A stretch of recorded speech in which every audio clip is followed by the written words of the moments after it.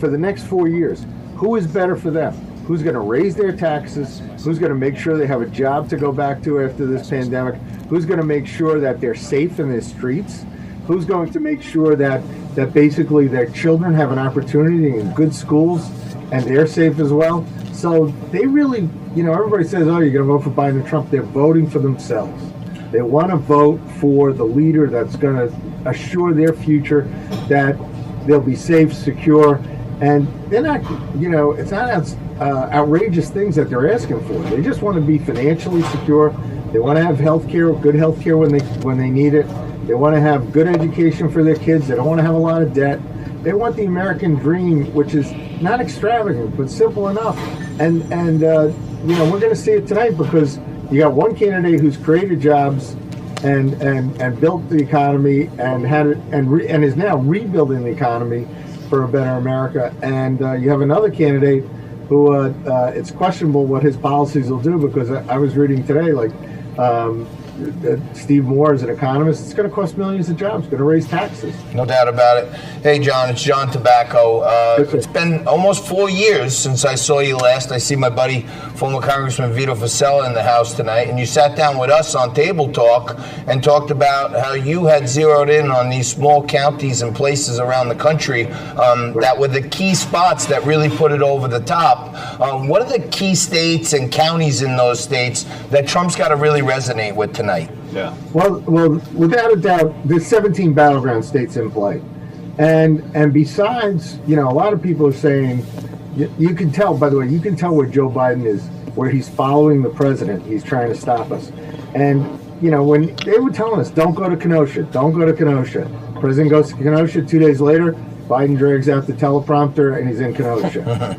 So what you're looking for is not so much, everybody's focused on the suburban counties, the exurban counties, just outside the suburbs.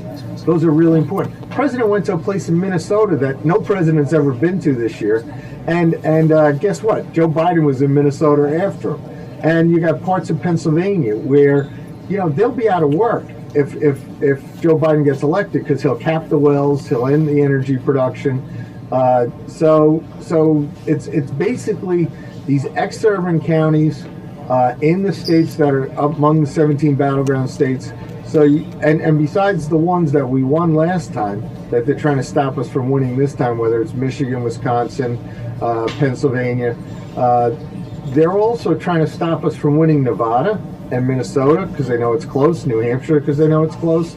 So, we, hopefully we do well in debate tonight, which we will. The president will. And then we can see if we can expand the map a little more and build up a bigger, more decisive win this time. If you're just joining us, you're watching the Great Debate special on Biz TV. John Tobacco of Liquid Lunch and Kevin McCullough of Radio Night Live. Normally on this network at other day parts, but very thankful for the management asking us to do this tonight. John, let me ask you about something that I just found out for the first time today, and that is in the state of Florida, they have registered, and I believe it is a record number of new voters for the Republican Party since 2016, and it shatters anything close to what the Democrats have done. If Florida is even close in play, then Biden has hopes for a really good night. Trump has to still win other things. But do you feel like that voter registration edge that the Republicans have been working so hard on, particularly in that state, is going to prove to be a decision maker? It absolutely helps, but it's close. I mean, Florida, for those of us who are older, I remember 1988 being with working for the Connie Mack campaign, when you had to get a lot of conservative Democrats to vote for a Republican so you could win the state of Florida. Now what you're talking about is the Republicans have moved to within a point. And we do a lot of work in Florida for the Speaker of the House, Jose Oliva, and their caucus, Congressman Mario Diaz-Balart, Congressman Mast. We have lots of clients down there, as well as the president. And Florida, all those good Republicans that they're driving out of New York and New Jersey, they're moving down to Florida, and they're registering Republican. So, so Florida, the registration's got better, but it's still a battle. Yep. And if you want to know how important Florida is, Mike Bloomberg, who doesn't like the president, who wasted $1 billion in the primary, has just announced he's going to spend $100 million in Florida. He's putting down TV reservations for $40 million. That's Wow. Well, John, thank you so much. We're making a reservation for you to join us in the post-game show and break it down what you think. Really appreciate you joining us in the pregame. We'll check in with you a little later on. We'll check in with you in just a couple minutes here. We'll be back with more of the Great Debate Special, and we're joined by New York County Chair A.J. Katsimatidis and her counterpart on the Democrat side, Sky. Hi, Stephanie Abrams here, dashing through the airport. I'm going on an adventure. I've got my backpack, I've got my laptop, I've got my traveling shoes on. Come along with me.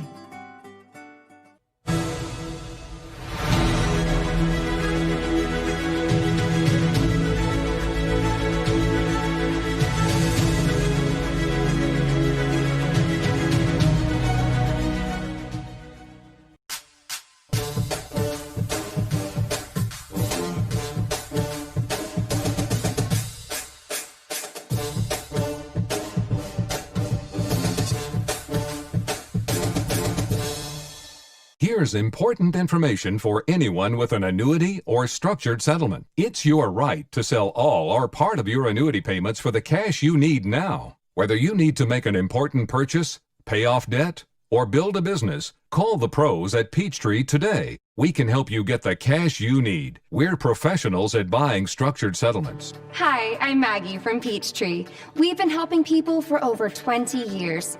We can help you turn your settlement or annuity payments into the cash you need for a new car, housing, or to manage debt. Recently, I helped a customer get money for fertility treatments to start a family. It's your money, and you have the right to use it now.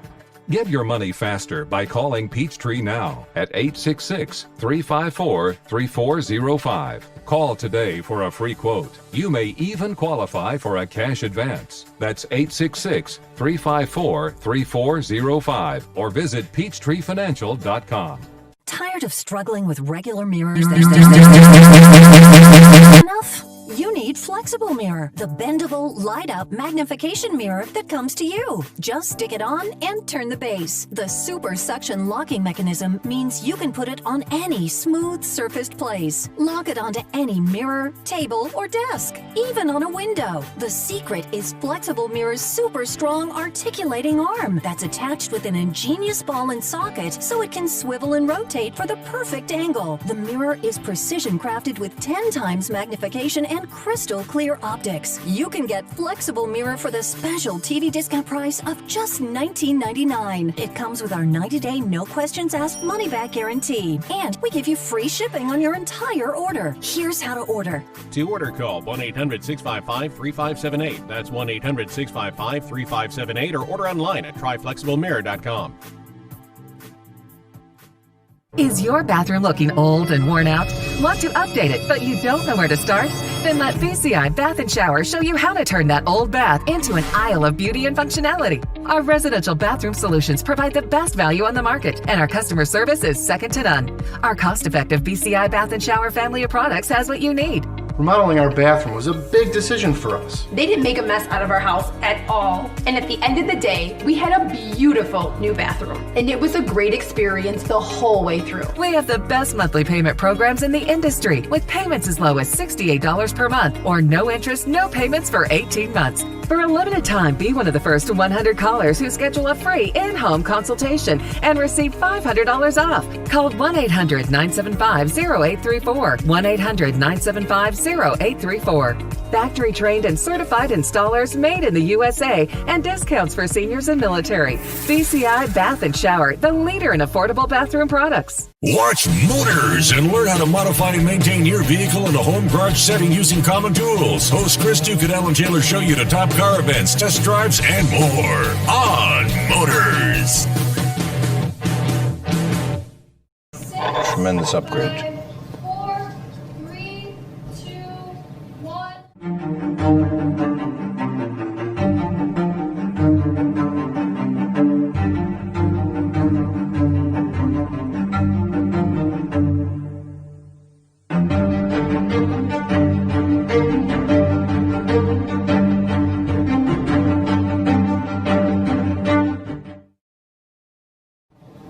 Welcome back to New York City, site of tonight's Great Debate Special. Kevin McCullough, normally with Radio Night Live here on Biz TV. Happy to have you with us. We have a full panel. Frank Morano, John Tabacco, Aaron Elmore, and yours truly all here for the duration until midnight tonight Eastern Time.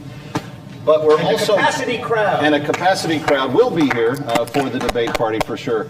We have got, though, joining us for the first time tonight, perspectives from the parties. So the chairperson of the Manhattan Republicans and the fashionable Democrat, as she fashionably says about herself, A.J. Katsimatides and Sky Ostreicher, join us from their socially distanced, properly COVID-19 aware spaces. Ladies, thank you for being with us tonight. Thank you for having us. Aaron Elmore, you wanted to take the first question on this. So, hi, AJ. When are we ever going to meet in person? I'm hoping soon.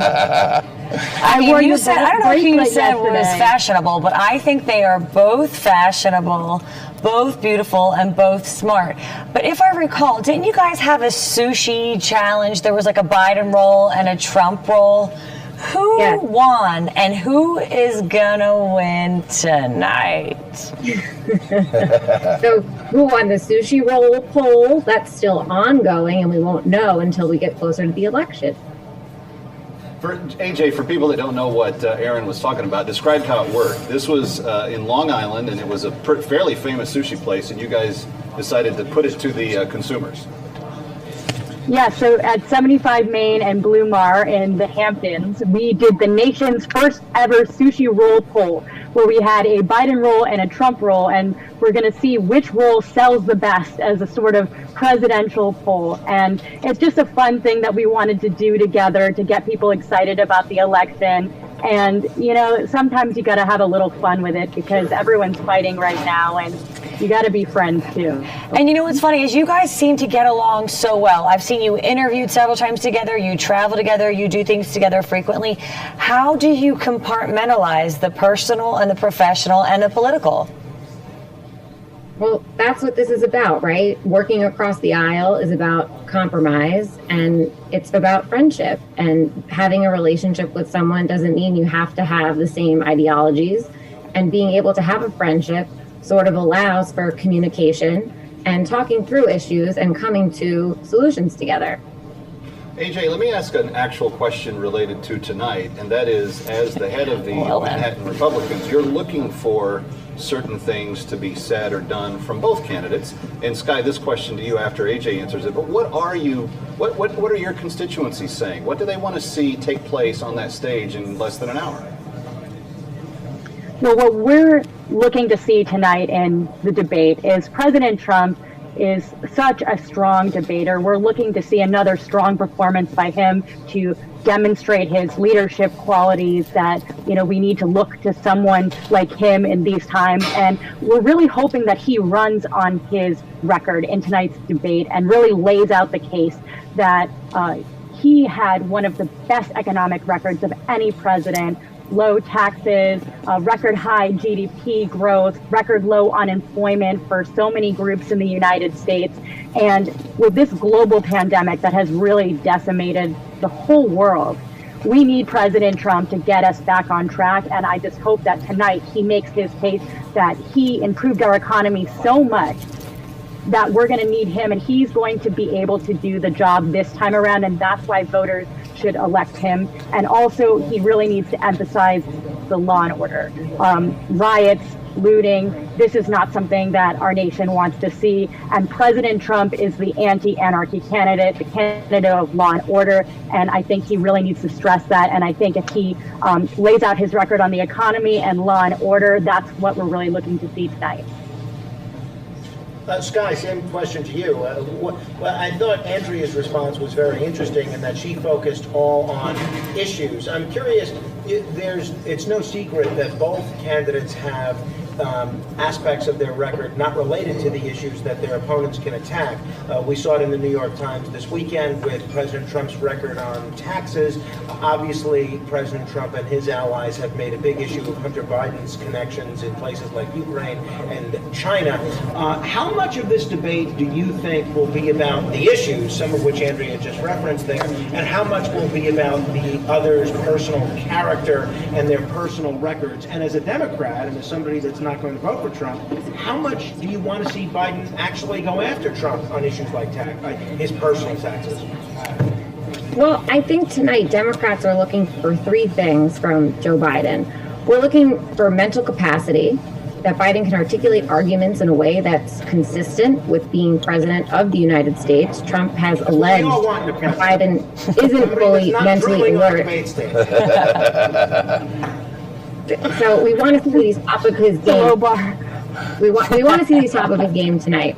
And the second thing is his platform. Like you said, have we heard about Joe Biden on the issues? I know Trump's been out there campaigning, so we want to hear Joe Biden's platform.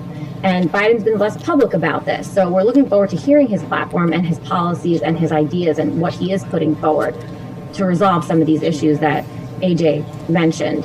And the third thing is his stance within the party. There's uncertainty amongst the public about where Biden stands in the Democratic Party. Will he remain a centrist, a moderate, or is he more to the left, as Trump and some Republicans have alleged? So we're really looking for those three things from Joe Biden tonight. AJ, Sky, hey, it's John Tobacco. Thanks for joining us.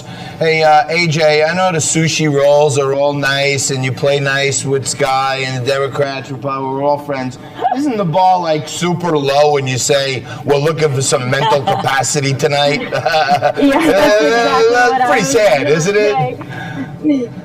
Yeah, I mean, that's a pretty low bar when you're, like Don Jr. said it the other night. I was with them yesterday that if Joe Biden doesn't drop dead on the stage, the media is going to say that he won the debate. So, I mean, that's really unfortunate because when we're looking at the president of the United States responsible for so many lives within this country, I think we really need someone that is going to fight for us and be a strong advocate and not just somebody that can have the mental capacity to stand up on a stage for 2 hours. Sky, when you guys get together, the candidate screening committee in Manhattan there, do you guys put together all right, first off, let's make sure they have the mental capacity to be mayor of New York City? Is that one of the points?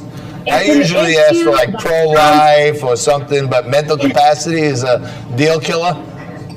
It's an issue that Trump has brought to light that's been a focus in the media, so it's on top of everyone's mind. So it's front and center with Joe Biden tonight. Dr. Joe Biden said that's off the table. So, and to Sky's point, the president has set this up.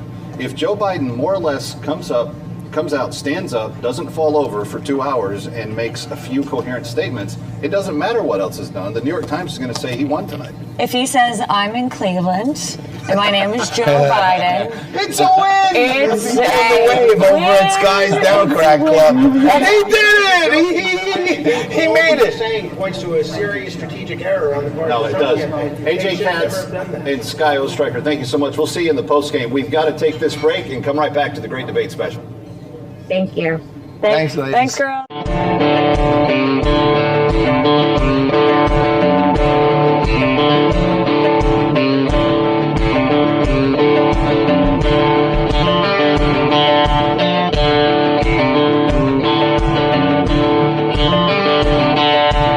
Jim and Joanne are here to pick up the same prescription. They both know the system is not on their side. They both know drug costs are out of control. But one of them is taking back control with GoodRx. So while he's paying that much, even with his insurance, she's paying this much just by using GoodRx. Use GoodRx to compare prices at pharmacies in your area and stop paying too much for your prescriptions. Download the free app today and take back control. At touchofmodern.com, we get that the things you surround yourself with reflect who you are. Your style, your drive, your passions. Venture through a curated collection of astonishing items at touchofmodern.com, because sometimes things aren't just things, they're you. Go to touchofmodern.com and discover the world's most unexpected items. Are you getting the most out of your Medicare plan? Are you sure? Many people with Medicare are eligible for plans that include extra benefits in addition to those found in original Medicare. Benefits like dental, vision, and prescription drug coverage. Call now to see if you're eligible to enroll. The consultation is free with no obligation to enroll. In addition to hospital and medical coverage, At no extra cost, you could also get coverage for prescription drugs, dental, hearing, vision, and more. In many areas, plans with benefits are available with $0 copays for many services, $0 monthly premiums, or $0 deductibles. That's hospital, medical, prescription drug, dental coverage, and more included in one plan with premiums that may be as low as $0 a month. Call now to see if you're eligible to enroll. The consultation is free and there's no obligation to enroll. Call 1-800-297-6195. That's 1-800-297-6195.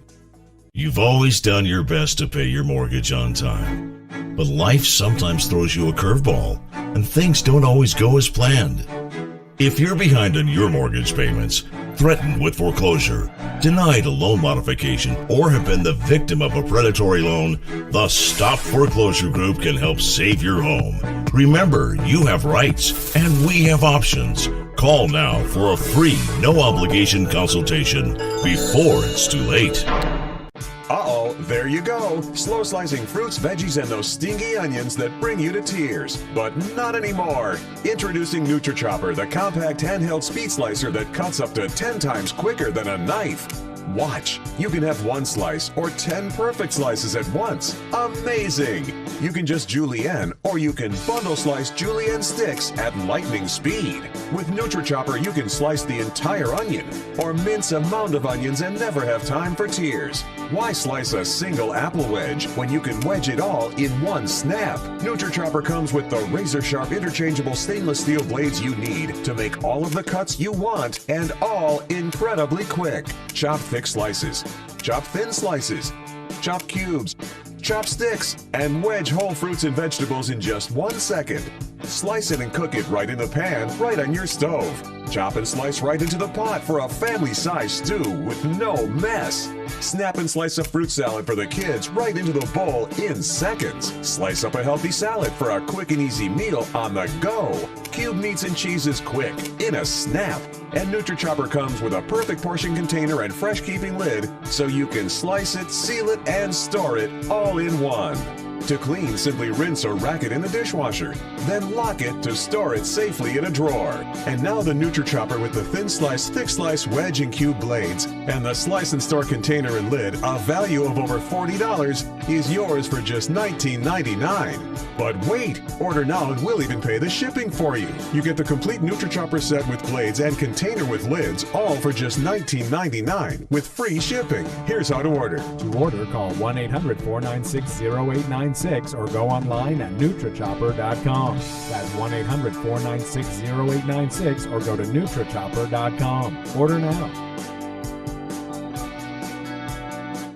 8 years ago, my daughter called to say she was expecting our first grandchild, but I never heard her say it. So a few years ago, Gina bought me a Nano hearing aid.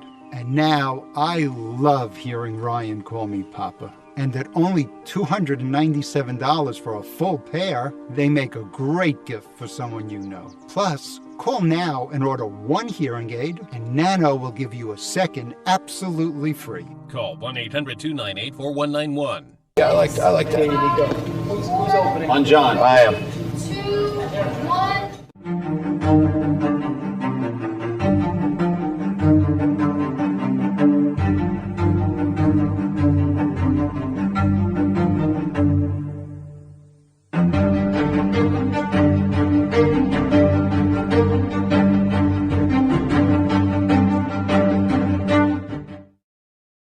Every decade or so, the Loch Ness Monster, Joe Biden, pops up in the swamp and decides to run for president. This is his third time, and as he limps through the campaign, I've been saying it for as long as I can remember on my show right here on Biz TV, Everyday Liquid Lunch, he's just a vessel to carry the propaganda of the Clintonites and the Obamaistas. And the swamp is a terrible place. They brought Joe Biden in as right now the sacrificial lamb, the way I see it. But my good friend joins us right now, along with Kevin McCullough and Aaron Elmore. Vito Fossella is in the house.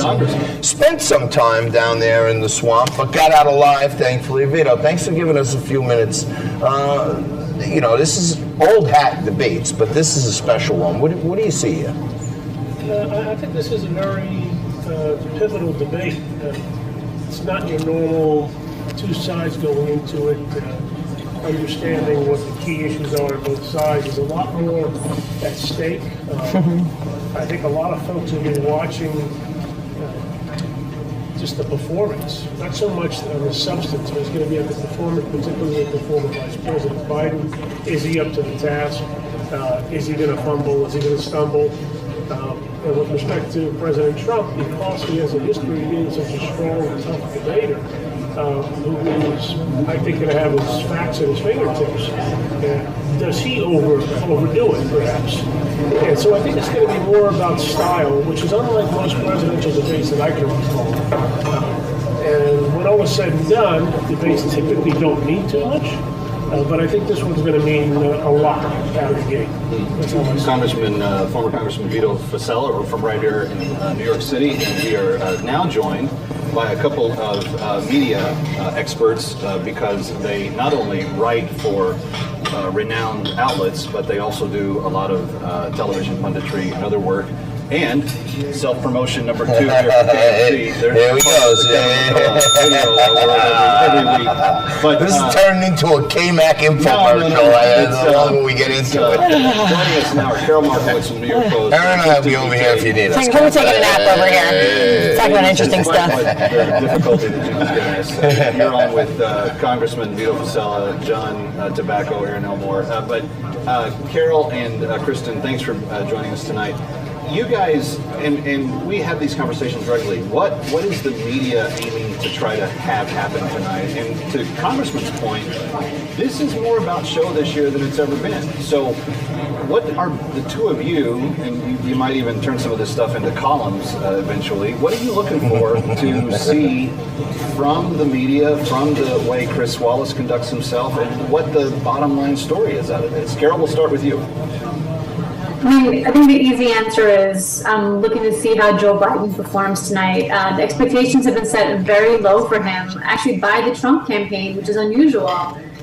So I think that if he has even a moderately good debate where he doesn't flub any major answers and he doesn't lose his train of thought, I think it'll be seen as a win for him. What I'm looking to see from the media is just sort of a real accounting of what happened tonight, which I know is a tough call because they have a favorite, and I think they're going to represent that favorite. Kristen, you're not only a writer for The Hill, but you're a Novak Media Fellow, and that means that you're looking at this in even a more kind of 35,000-foot view. Your most recent book deals with domestic migration and why people are moving to different parts of the country to basically change voting systems and patterns that are already in place. How does the media work this tonight? You've got a fairly tough interrogator in Chris Wallace. Will he play both sides evenly? You know, I actually think Chris Wallace will be pretty fair, Kevin. I think he's going to be tough on both candidates and try to get real answers out of them. Donald Trump, say what you will about him, he answers tons of questions from reporters on a regular basis. He's out there answering questions every single day. But Joe Biden has really not answered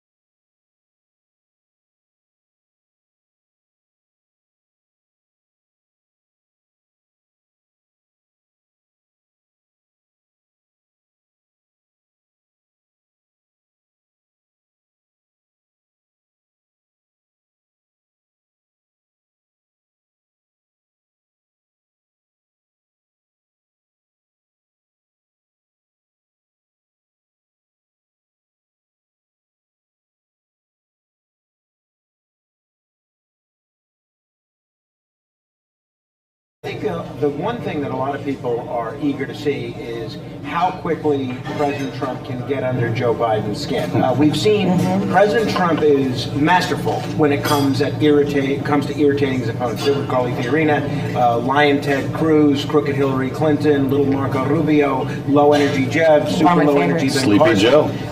And it's going to be interesting because Biden has been prepared for the worst that Trump can muster. But how is he going to react when Trump brings up Hunter, not just his shady business dealings, but Hunter sleeping with his former sister-in-law, that kind of a thing? That is Trump's go-to when it comes to getting under his adversary's skin. And I think a lot of people are wondering how Biden's going to react to that. The thing that I'm wondering is how both men are going to react to a debate with no crowd. These are both men who have lived their entire political career, one for 5 years, one for 45 years, on the energy of the crowd. And with no crowd, I'm eager to see how that Well, affects to be both. fair, there will be all of 100 people in the room. Oh, there will be. Yeah, no, there's 100 chairs set up. Now, that hall normally holds 1,000. Right. So it is going to be different. Aaron, what do you think? And you said earlier you represent the suburban mom. What are people telling you on Twitter and Facebook and Instagram tonight? Twitter, Facebook, Instagram, and in person, I think that the suburban mom is supremely concerned with their children going back to school.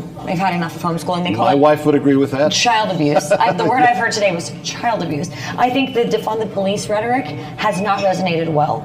I think the treatment of Amy Coney Barrett is going to speak a lot too. I think Donald Trump is definitely going to bring her up because there's no reason really not to get her through, constitutionally speaking. And as an attorney, I think that would be a good talking point to get in. But we're all sitting here, and I would consider us all to be relatively intelligent. I'm not going to oversell myself. But having said that, Don't try to flatter me, Aaron. I know but how that we works. don't know what's going to happen. This is a total wild card. We don't know what we're walking into. I think that we could walk into almost anything, and we're going to sit here in an hour and a half on the other side and say, oh my God. Yeah, I think Because that's I true. think Joe Biden is such a variable right now, whether his behavior or mental state, we don't know what we are getting. And with President Trump, you never know what you are getting. So I think in an hour and a half, this conversation is going to do a 180. Or a 360. Hey, John, Well, to Frank's point, in 16, Trump goes to Hillary. If I was president, you'd be in jail. That's right. Are we going to see that kind of... I would like to Tough see guy one tonight. of those moments tonight. Me Like too. you're going to be in jail, you may be dead, you know what I mean? You may have a stroke. Yeah. But more importantly, when you're talking about what we're going to see in an hour and a half, We don't know. the bar is open. We're going to be I'm ready. playing the 2020 debate drinking game. So what you see in an hour and a half Isn't could gonna be look quite as good as it scary. looks now. Let me tell you why I have a leg up here, okay? I host a show right here on Biz TV every single day from 12 to 2 Eastern called Liquid Ring the bell, Lunch. please. Okay? Bing. There's a little self-promotion. Now, on Liquid Lunch, I That's true. drink That's and true. talk about politics. So I'm conditioned. 5 days a week, I'm You've been drinking for training. 2 You're hours. Olympic level They training. can't do 90 minutes with No. me. They're dead. I'm like the Jack LaLanne of drinking. You know what I'm saying? That's an old school analogy. That's The what I'm Jack saying. LaLanne of I'm drinking. like a unitard in the car. I think in fairness, Frank could give you a run for the money. That's true. Thank you. Oh, In the Jack fairness to- LaLanne. I'm stuck In fairness on to that. the Jack LaLanne of drinking, two quick things that I want to mention that do irk me somewhat about tonight, not only the debate itself, but our coverage of the debate, is one, I cannot understand how we as a country still allow this sham entity, the Commission on Presidential Debates, True. to put these debates together. Preach. They is a used to be scam. run by the League of League Women Voters. and that was when debates were really debates. Now these aren't debates; these are corporate-funded dueling press conferences with exclusionary rules, and that needs to end. The other thing, You know when that happened, by the way? That's great. I'm going to quote You know on why? that. I'm going to tweet that. Ross Exclusionary Perot. This was all because of Ross Perot. The Democrats and the Republicans who hate each other got together and said, this guy just took us down. Right. Well, you're This guy right. just tried to take us down. Let's come together and not let any third parties in. So it's a double bipartisan scam. And again, the exclusion of third parties is purely outrageous. If we allowed everybody that was on the Kanye. ballot, We need Kanye Well, in I would love to have immediately. Kanye. Where is Kanye? I would love to I'm going to have get my Kanye. Yeezys and we are going to get nuts. Kanye's would not be- on the ballot Now in that enough would be states. entertainment right He is there. on the ballot in enough Let's states hear it that for the- matter. But No, we so can't go there. I'm all for including all the candidates that are on the ballot in enough states to win, which would be a whopping 2 other candidates. But The other thing, John, is I'm looking at this graphic that's been on television all night, John Tobacco, and it's got your picture. It's got your picture from 11 years ago. Oh, that's so mean! Can we put that on the screen? John Tobacco's lower third. When you got that jacket. Look at the amount of hair on that photo. That is heartless. I had that hairdo. First Holy Frank. Communion. That I've never is seen you so with that. heartless. Frank's like a dog you bring home from the pound. Don They King act doesn't all have that cute much when hair. they're there, and as soon as you get them home, they start piss all over your going stuff. all Can over I the say place, that? right? No, but You can't, but that's okay. just- Oh no, am I gonna go to jail? Just a level set. Just a level set. I had that hairdo when you got that sport jacket. So, I mean, let's call a spade a spade. Let's all get- I'm right? going to jail for I saying try the to P word. use- Jess actually did an amazing job with the graphics. I mistakenly thought for one moment there you were going to compliment the team for the great work they did on it, but of course, he had to take a shot. All right, so we've got to take care of this. It is the Great Debate Special. We are so glad you're with us. We're going to the debate live from Cleveland, Ohio, and back on the other side with more coverage. We're gonna loosen Kevin up so he's not so serious.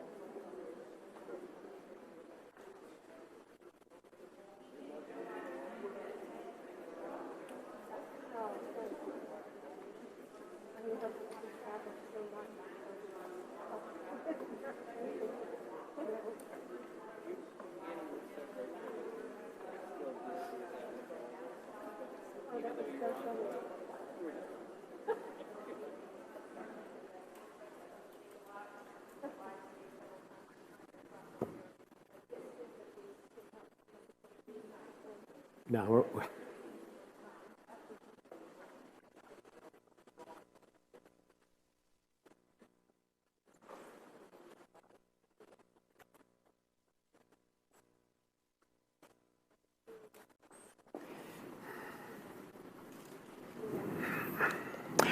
Good evening from the Health Education Campus of Case Western Reserve University and the Cleveland Clinic. From the Health Education Campus of Case Western Reserve University and the 2020 presidential debate. I'm Chris Wallace of President Donald J. Trump. I welcome you to the first of the 2020 presidential debates between President Donald J. Trump and former Vice President Joe Biden.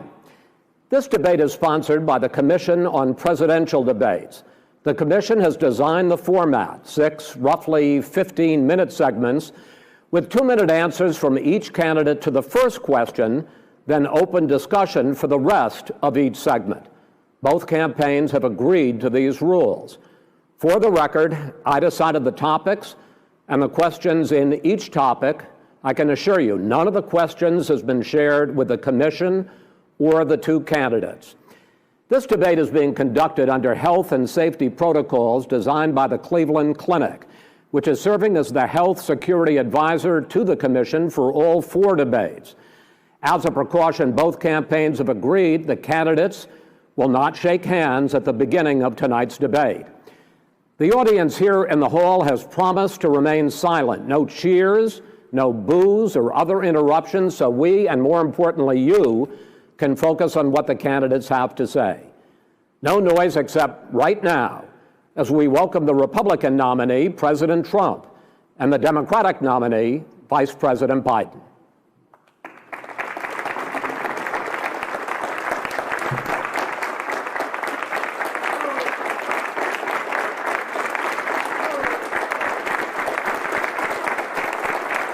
How you doing, man? How are you? I'm well.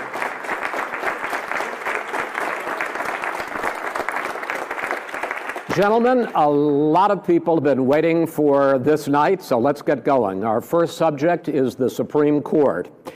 President Trump, you nominated Amy Coney Barrett over the weekend to succeed the late Ruth Bader Ginsburg on the court. You say the Constitution is clear about your obligation and the Senate's to consider a nominee to the court. Vice President Biden, you say that this is an effort by the president and Republicans to jam through an appointment and what you call an abuse of power. My first question to both of you tonight, why are you right in the argument you make, and your opponent wrong? And where do you think a Justice Barrett would take the court? President Trump, in this first segment, you go first, 2 minutes. Thank you very much, Chris. I will tell you very simply, we won the election. Elections have consequences. We have the Senate, we have the White House, and we have a phenomenal nominee, respected by all, top academic, good in every way. In fact, some of her biggest endorsers are very liberal people from Notre Dame and other places. So I think she's going to be fantastic. We have plenty of time, even if we did it after the election itself. I have a lot of time after the election, as you know. So I think that she will be outstanding. She's going to be as good as anybody that has served on that court. We really feel that. We have a professor at Notre Dame, highly respected by all, said she's the single greatest student he's ever had. He's been a professor for a long time at a great school. And we won the election, and therefore we have the right to choose her. And very few people knowingly would say otherwise. And by the way, the Democrats, they wouldn't even think about not doing it. If they had, the only difference is they'd try and do it faster. There's no way they would give it up. They had Merrick Garland, but the problem is they didn't have the election, so they were stopped. And probably that would happen in reverse also. Definitely would happen in reverse. So we won the election, and we have the right to do it, Chris. President Trump, thank you. Same question to you, Vice President Biden. You have 2 minutes. Well, first of all, thank you for doing this, and looking forward to this, Mr. President. Thank you, Joe. The American people have a right to have a say in who the Supreme Court nominee is, and that say occurs when they vote for United States senators and when they vote for the President of the United States. They're not going to get that chance now because we're in the middle of an election already. The election has already started. Tens of thousands of people have already voted. And so the thing that should happen is we should wait. We should wait and see what the outcome of this election is, because that's the only way the American people get to express their view is by who they elect as president and who they elect as vice president. Now, what's at stake here is the president's made it clear he wants to get rid of the Affordable Care Act. He's been running on that, he ran on that, and he has been governing on that.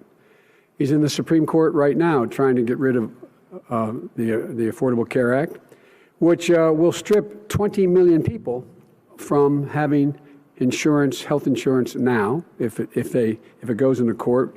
And the justice, and I'm not opposed to the justice, she seems like a very fine person.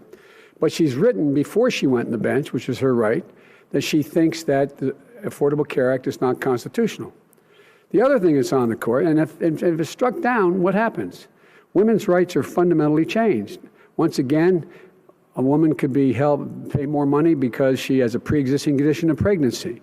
They were able to charge a woman more for the same exact procedure a man gets. And that ended when we, in fact, passed the Affordable Care Act.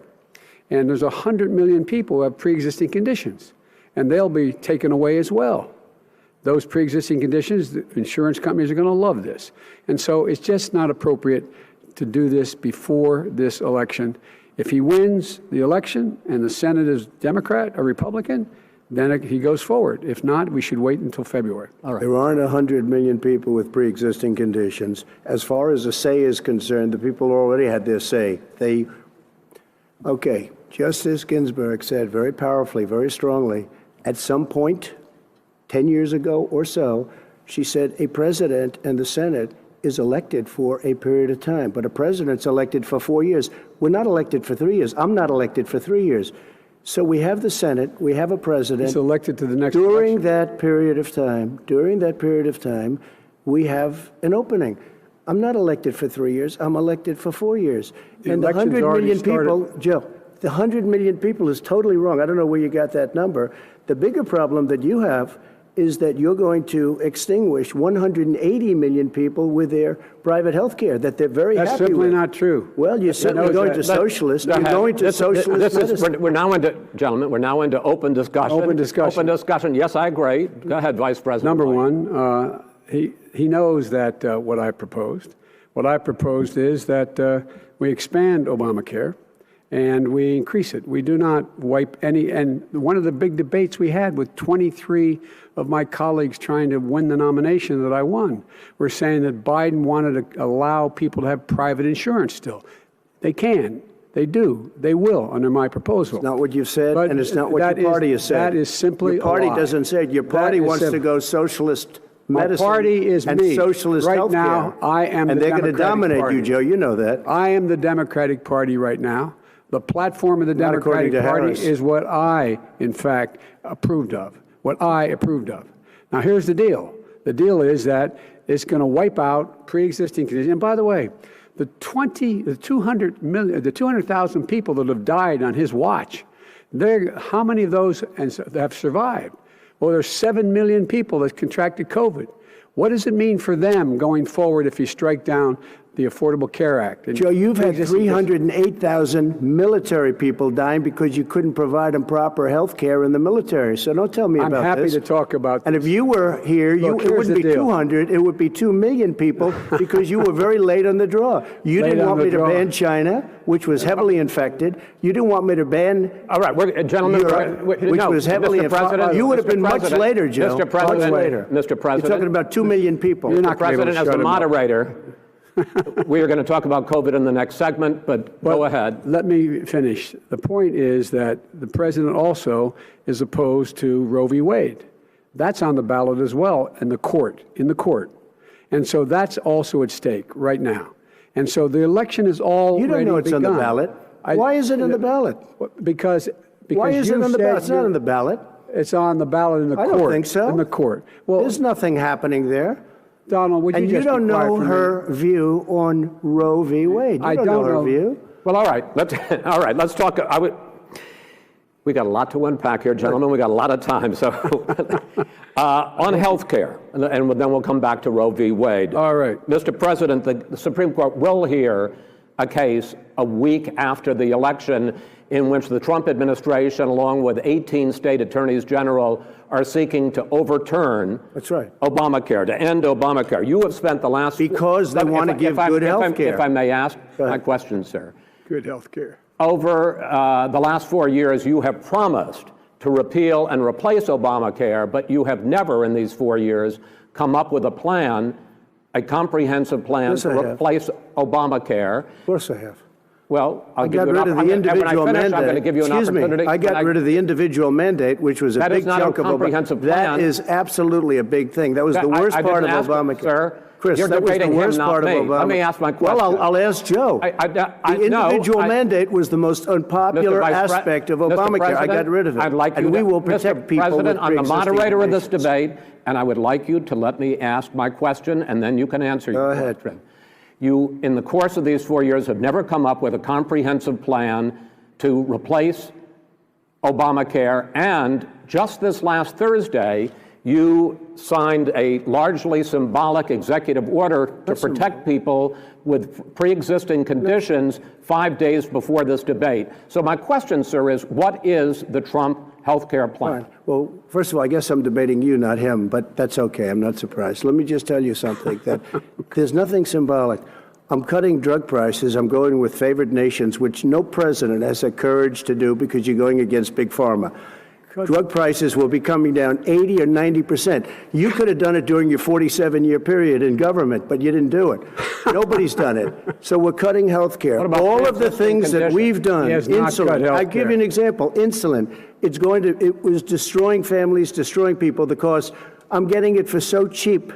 It's like water, you want to know the truth. So cheap. Take a look at all of the drugs what we're doing, prescription drug prices. We're going to allow our governors now to go to other countries to buy drugs because they pay just a tiny fraction. As I say, this is open discussion. No, let me but ask this you is about, big, this you'll is be happy, big stuff. Sir, you'll be happy. I'm about to pick up on one of your points to ask the Vice President, which is he points out that you would like to add a public option to Obamacare, and the argument that he makes and other Republicans make is that is going to end private insurance. It is and not. will, if I can ask you the question, it will Not end. what your party says, by the way. It will end private insurance and create a government takeover of health care. It does not. It's only for those people who are so poor they qualify for Medicaid.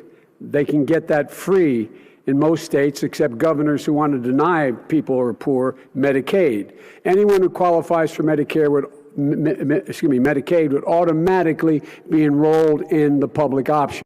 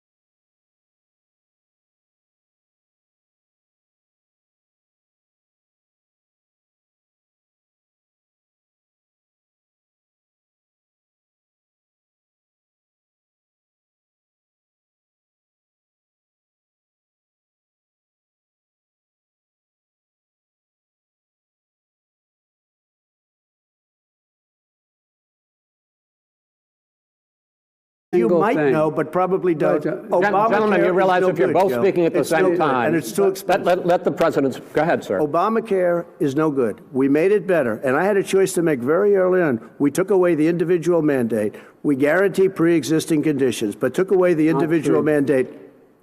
Listen, this is the way it is. And that destroyed, they shouldn't even call it Obamacare. Then I had a choice to make. Do I let my people run it really well or badly? Yeah. If I run it badly, they'll probably blame him, but they'll blame me. But more importantly, I want to help people, okay? I said, you got to run it so well. And I just had a meeting with them. They said, the problem is no matter how well you run Obamacare, it's a disaster. It's too expensive, premiums are too high, and it doesn't work. So we do want to get rid of it. Chris, we want to get rid of it. I understand it, sir, but I have to give you roughly equal time. Please let the vice president talk. Good. He has no plan for health care. Of course we do. He sends out wishful thinking. He has executive orders that have no power. He hasn't lowered drug costs for anybody. He's been promising a health care plan since he got elected. He has none, like almost everything else he talks about. He does not have a plan. He doesn't have a plan. And the fact is, this man doesn't know what he's talking about. All right, I have one final question for you, sure. Mr. Vice President. If Senate Republicans, we were talking originally about the Supreme Court here, if Senate Republicans go ahead and confirm Justice Barrett, there has been talk about ending the filibuster or even packing the court, adding to the 9 justices there. You call this a distraction by the president, but in fact it wasn't brought up by the president. It was brought up by some of your Democratic colleagues in the Congress. So my question to you is, you have refused in the past to talk about it. Are you willing to tell the American people tonight whether or not you will support either ending the filibuster or packing the court? Whatever position I take on that, that'll become the issue. The issue is the American people should speak. You should go out and vote. You're in voting now. Vote and let your senators know how strongly you feel. Vote now. Are you going to pack the court? Make sure you, in fact, let people know you're a senator. I'm not going to answer the question. Why wouldn't you answer that question? The question is, radical left. Will you shut up, man? Listen, who is on your list, Joe? Who's on your list? All right, gentlemen, I think we've ended this. He's going to pack the court. We have ended this segment. We're going to move on to the second segment. That was really a productive segment, wasn't it? Keep yapping, man. The people understand, Joe. They sure 47 years you've done nothing. They understand. All right. The second subject is COVID-19, which is an awfully serious subject, so let's try to be serious about it. We have had more than 7 million cases of coronavirus in the United States, and more than 200,000 people have died. Even after we produce a vaccine, experts say that it could be months or even years before we come back to anything approaching normal. My question for both of you is, based on what you have said and done so far and what you have said you would do starting in 2021, why should the American people trust you more than your opponent to deal with this public health crisis going forward? In this case, the question goes to you first, sir. 2 minutes uninterrupted. Good luck. 200,000 dead. As you said, over 7 million infected in the United States. We, in fact, have 4% of the world's population, 20% of the deaths. 40,000 people a day are contracting COVID. In addition to that, about between 750 and 1,000 people a day are dying. When he was presented with that number, he said, it is what it is. Well, it is what it is because you are who you are. That's why it is. The president has no plan. He hasn't laid out anything. He knew all the way back in February how serious this crisis was. He knew it was a deadly disease. What did he do? He's on tape as acknowledging he knew it. He said he didn't tell us or give people a warning of it because he didn't want to panic the American people. You don't panic. He panicked. In addition to that, what did he do? He went in and we were insisting that the Chinese, the people we had on the ground in China should be able to go to Wuhan and determine for themselves how dangerous this was. He did not even ask Xi to do that. He told us what a great job Xi was doing. He said we owe him a debt of gratitude for being so transparent with us. And what did he do then? He then did nothing. He waited and waited and waited. He still doesn't have a plan. I laid out back in March exactly what we should be doing. And I laid out again in July what we should be doing. We should be providing all the protective gear possible. We should be providing the money the House has passed in order to be able to go out and get people the help they need to keep their businesses open schools that cost a lot of money. You should get out of your bunker and get out of the sand trap and get in your golf course and go in the Oval Office and bring together the Democrats and Republicans and fund what needs to be done now to save lives. So if we would have listened to you... You have 2 minutes, sir. If we would have listened to you, the country would have been left wide open. Millions of people would have died, not 200,000, and one person is too much. It's China's fault. It should have never happened. They stopped it from going in, but it was China's fault. And by the way, when you talk about numbers, you don't know how many people died in China. You don't know how many people died in Russia. You don't know how many people died in India. They don't exactly give you a straight count, just so you understand. But if you look at what we've done, I closed it, and you said he's xenophobic. He's a racist, and he's xenophobic because you didn't think I should have closed our country. Wait a minute. It says 2 minutes. You didn't think we should have closed our country because you thought it was terrible. You wouldn't have closed it for another 2 months. By my doing it early, in fact, Dr. Fauci said, President Trump saved thousands of lives. Many of your Democrat governors said, President Trump did a phenomenal job. We worked with the governor. Oh, really? Go take a look. The governors said I did a phenomenal job. Most of them said that. In fact, people that would not be necessarily on my side said that. President Trump did a phenomenal job. We did. We got the gowns. We got the masks. We made the ventilators. You wouldn't have made ventilators. And now we're weeks away from a vaccine. We're doing therapeutics already. Fewer people are dying when they get sick. Far fewer people are dying. We've done a great job. The only thing I haven't done a good job, and that's because of the fake news.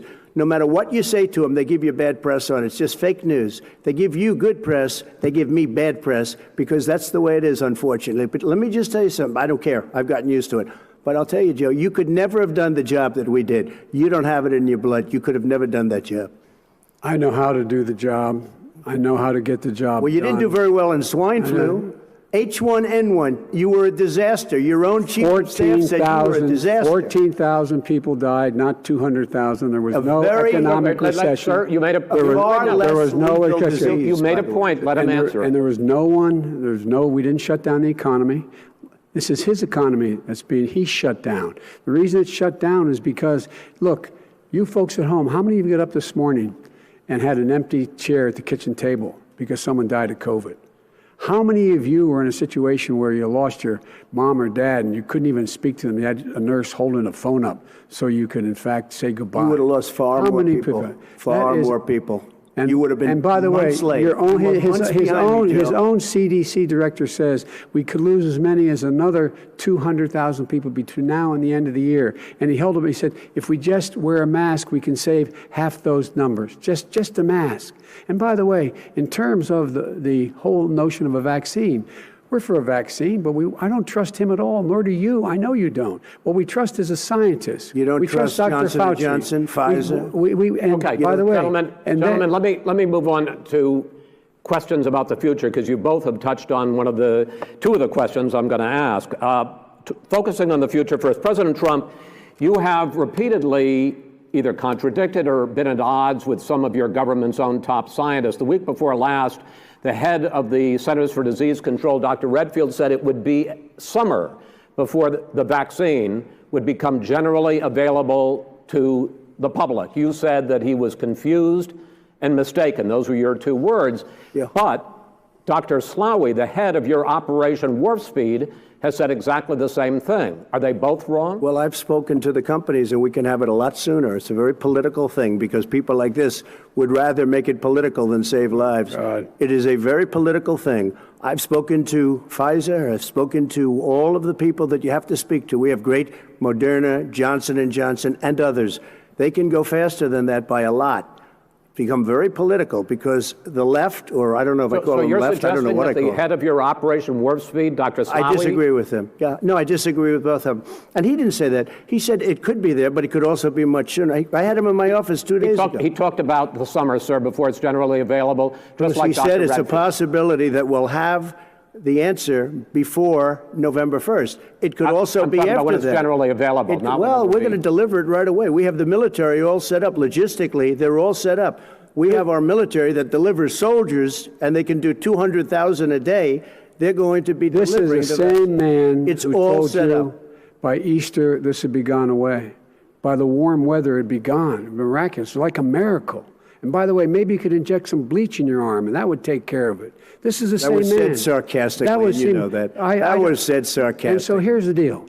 This man is talking about a vaccine. Every serious company is talking about maybe having a vaccine done by the end of the year. But the distribution of that vaccine will not occur until sometime beginning or the middle of next year to get it out, if we get the vaccine. And pray God we will. Pray God we will. Mr. Vice President, I want to pick up You'll have the vaccine sooner I want to than pick that. up on this question, though. You say the public can trust the scientists, but they can't trust President Trump. In fact, you said that again tonight. Your running mate, Senator Harris, goes further, saying the public health experts, quote, will be muzzled, will be suppressed.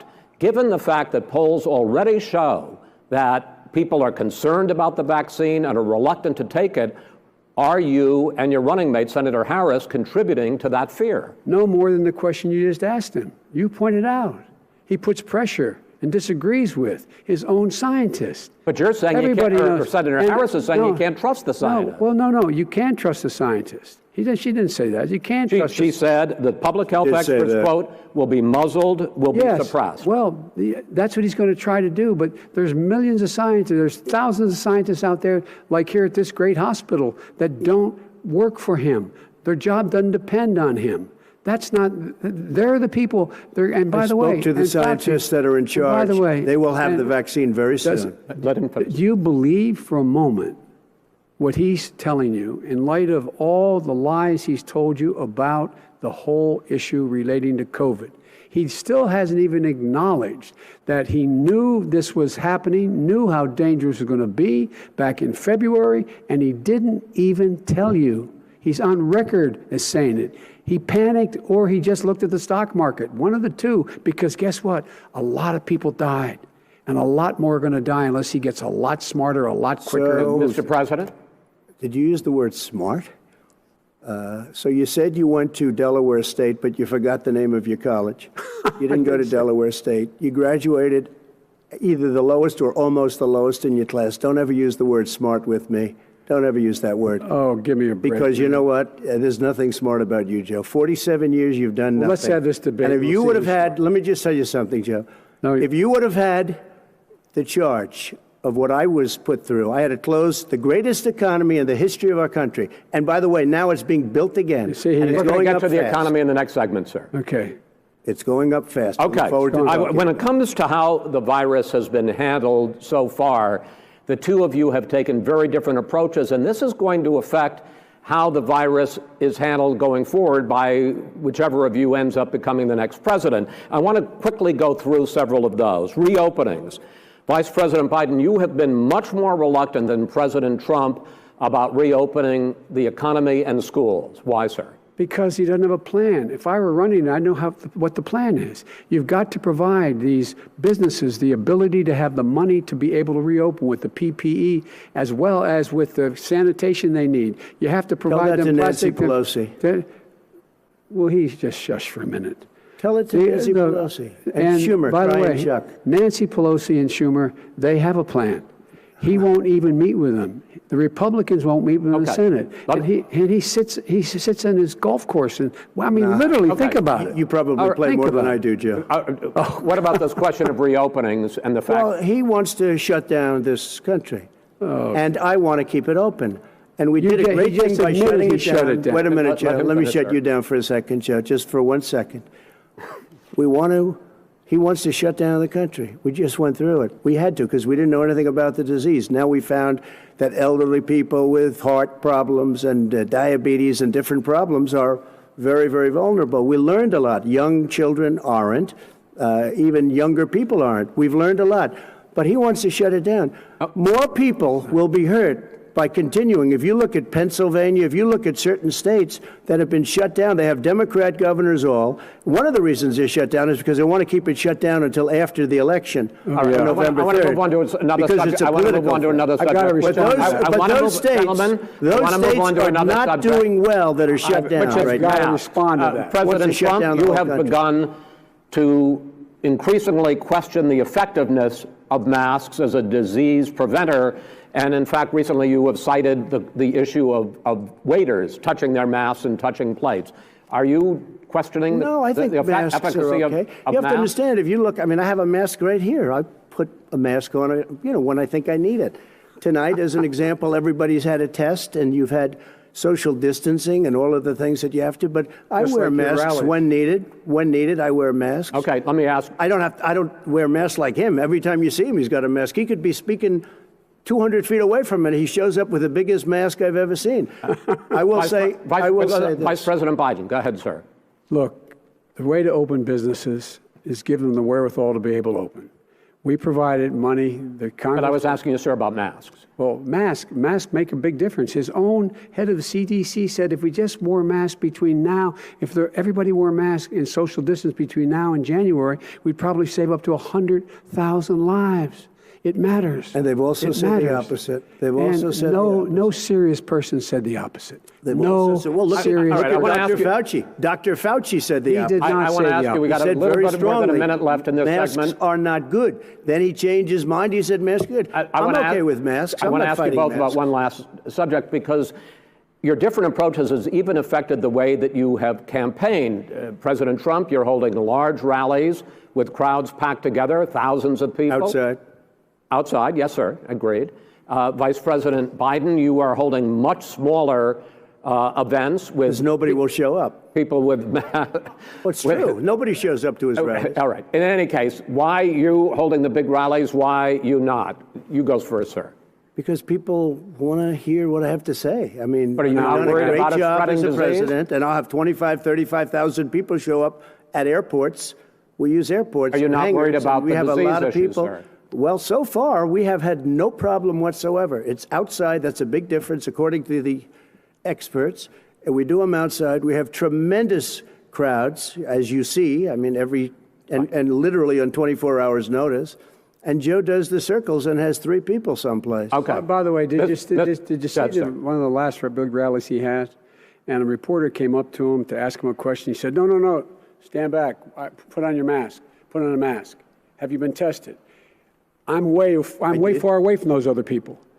That's what he said. I can't. I'm going to be okay.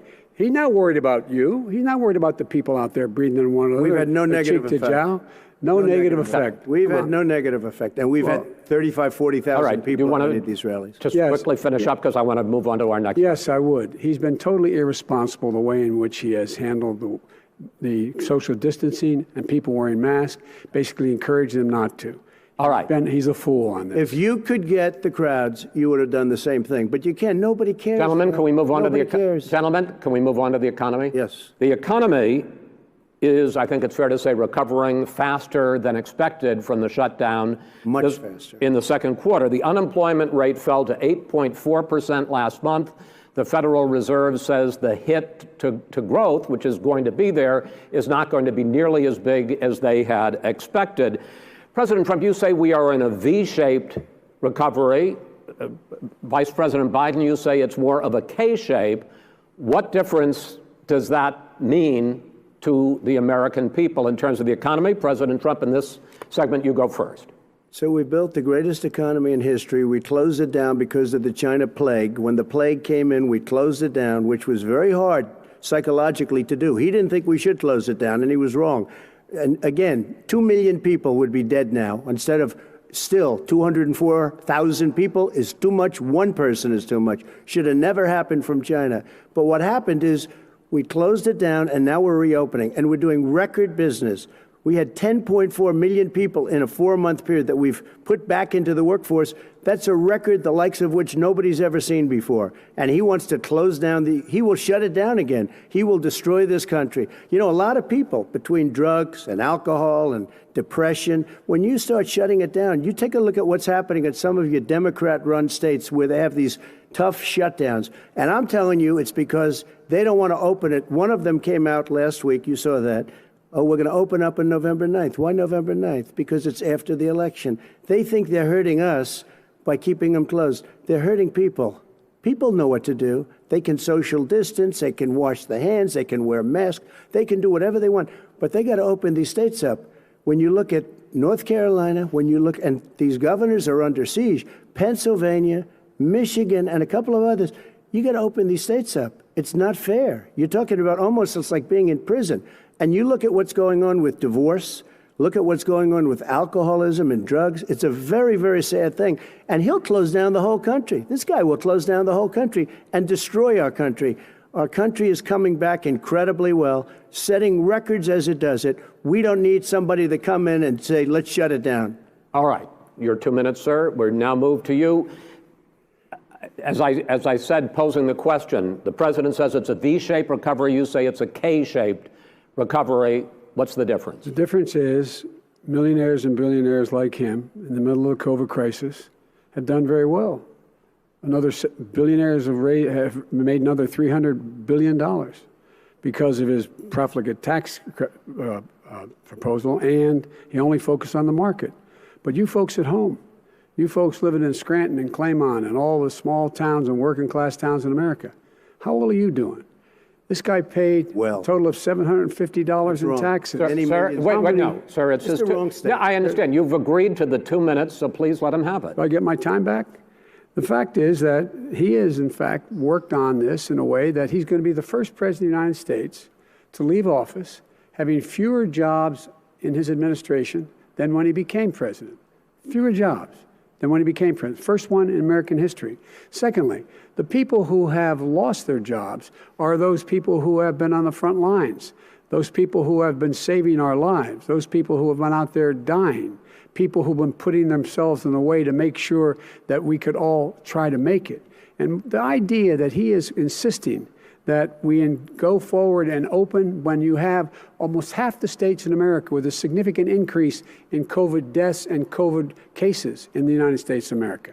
And he wants to open it up more. Why does he want to open it up? Why doesn't he take care of the American? You can't fix the economy until you fix the COVID crisis. And he has no intention of doing anything about making it better for you all at home in terms of your health and your safety. Schools. Why aren't schools open? Because it costs a lot of money to open them safely. You know, They were going to give, his administration was going to give the teachers and school students masks. And then they decided, no, couldn't do that because it's not a national emergency. Not a national emergency. They've done nothing to help small businesses. Nothing. They're closing. 1 in 6 is now gone. He ought to get on the job and take care of the needs of the American people so we can open safely. All right. Your time is up, sir. Well, we are going to get to... I have to respond to that. Well, you both had 2 minutes, sir. Excuse me, he made a statement. So did you. People want their schools open. They don't want to be shut down. They don't want their state shut down. They want their restaurants. I look at New York. It's so sad what's happening in New York. It's almost like a ghost town. And I'm not sure it can ever recover what they've done in New York. People want their places open. They want to get back to their lives.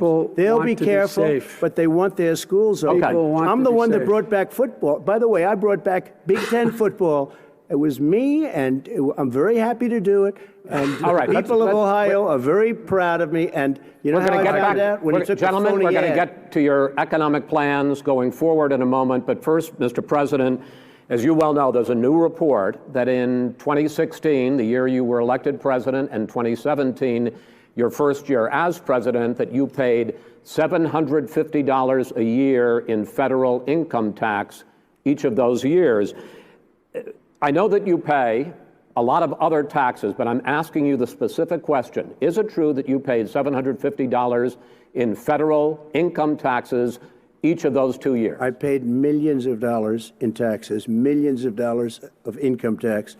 And let me just tell you, there was a story in one of the papers. I paid $38 million 1 year.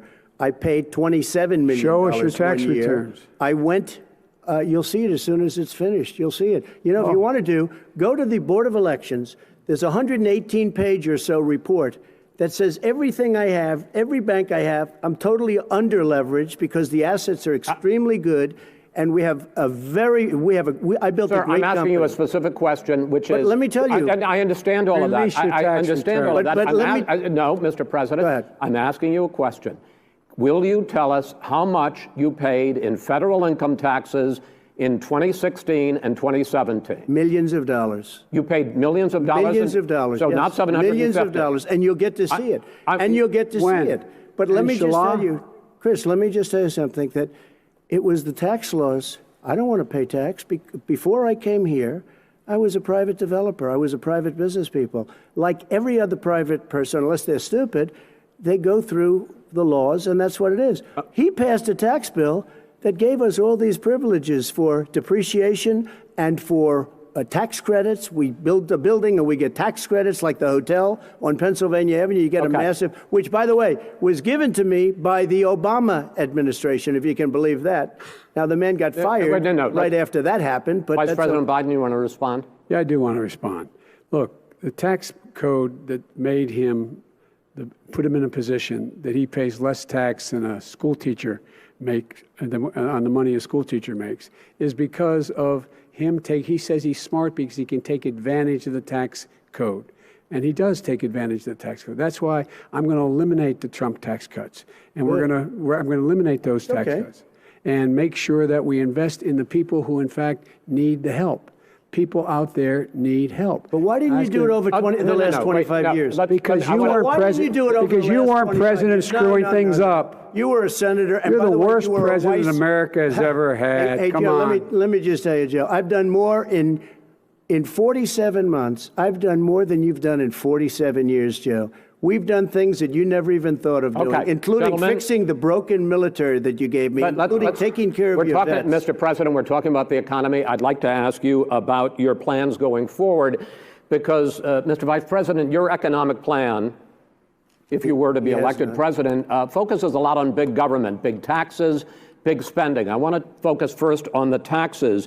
You propose more than $4 trillion over a decade in new taxes on individuals making more than $400,000 a year and on corporations.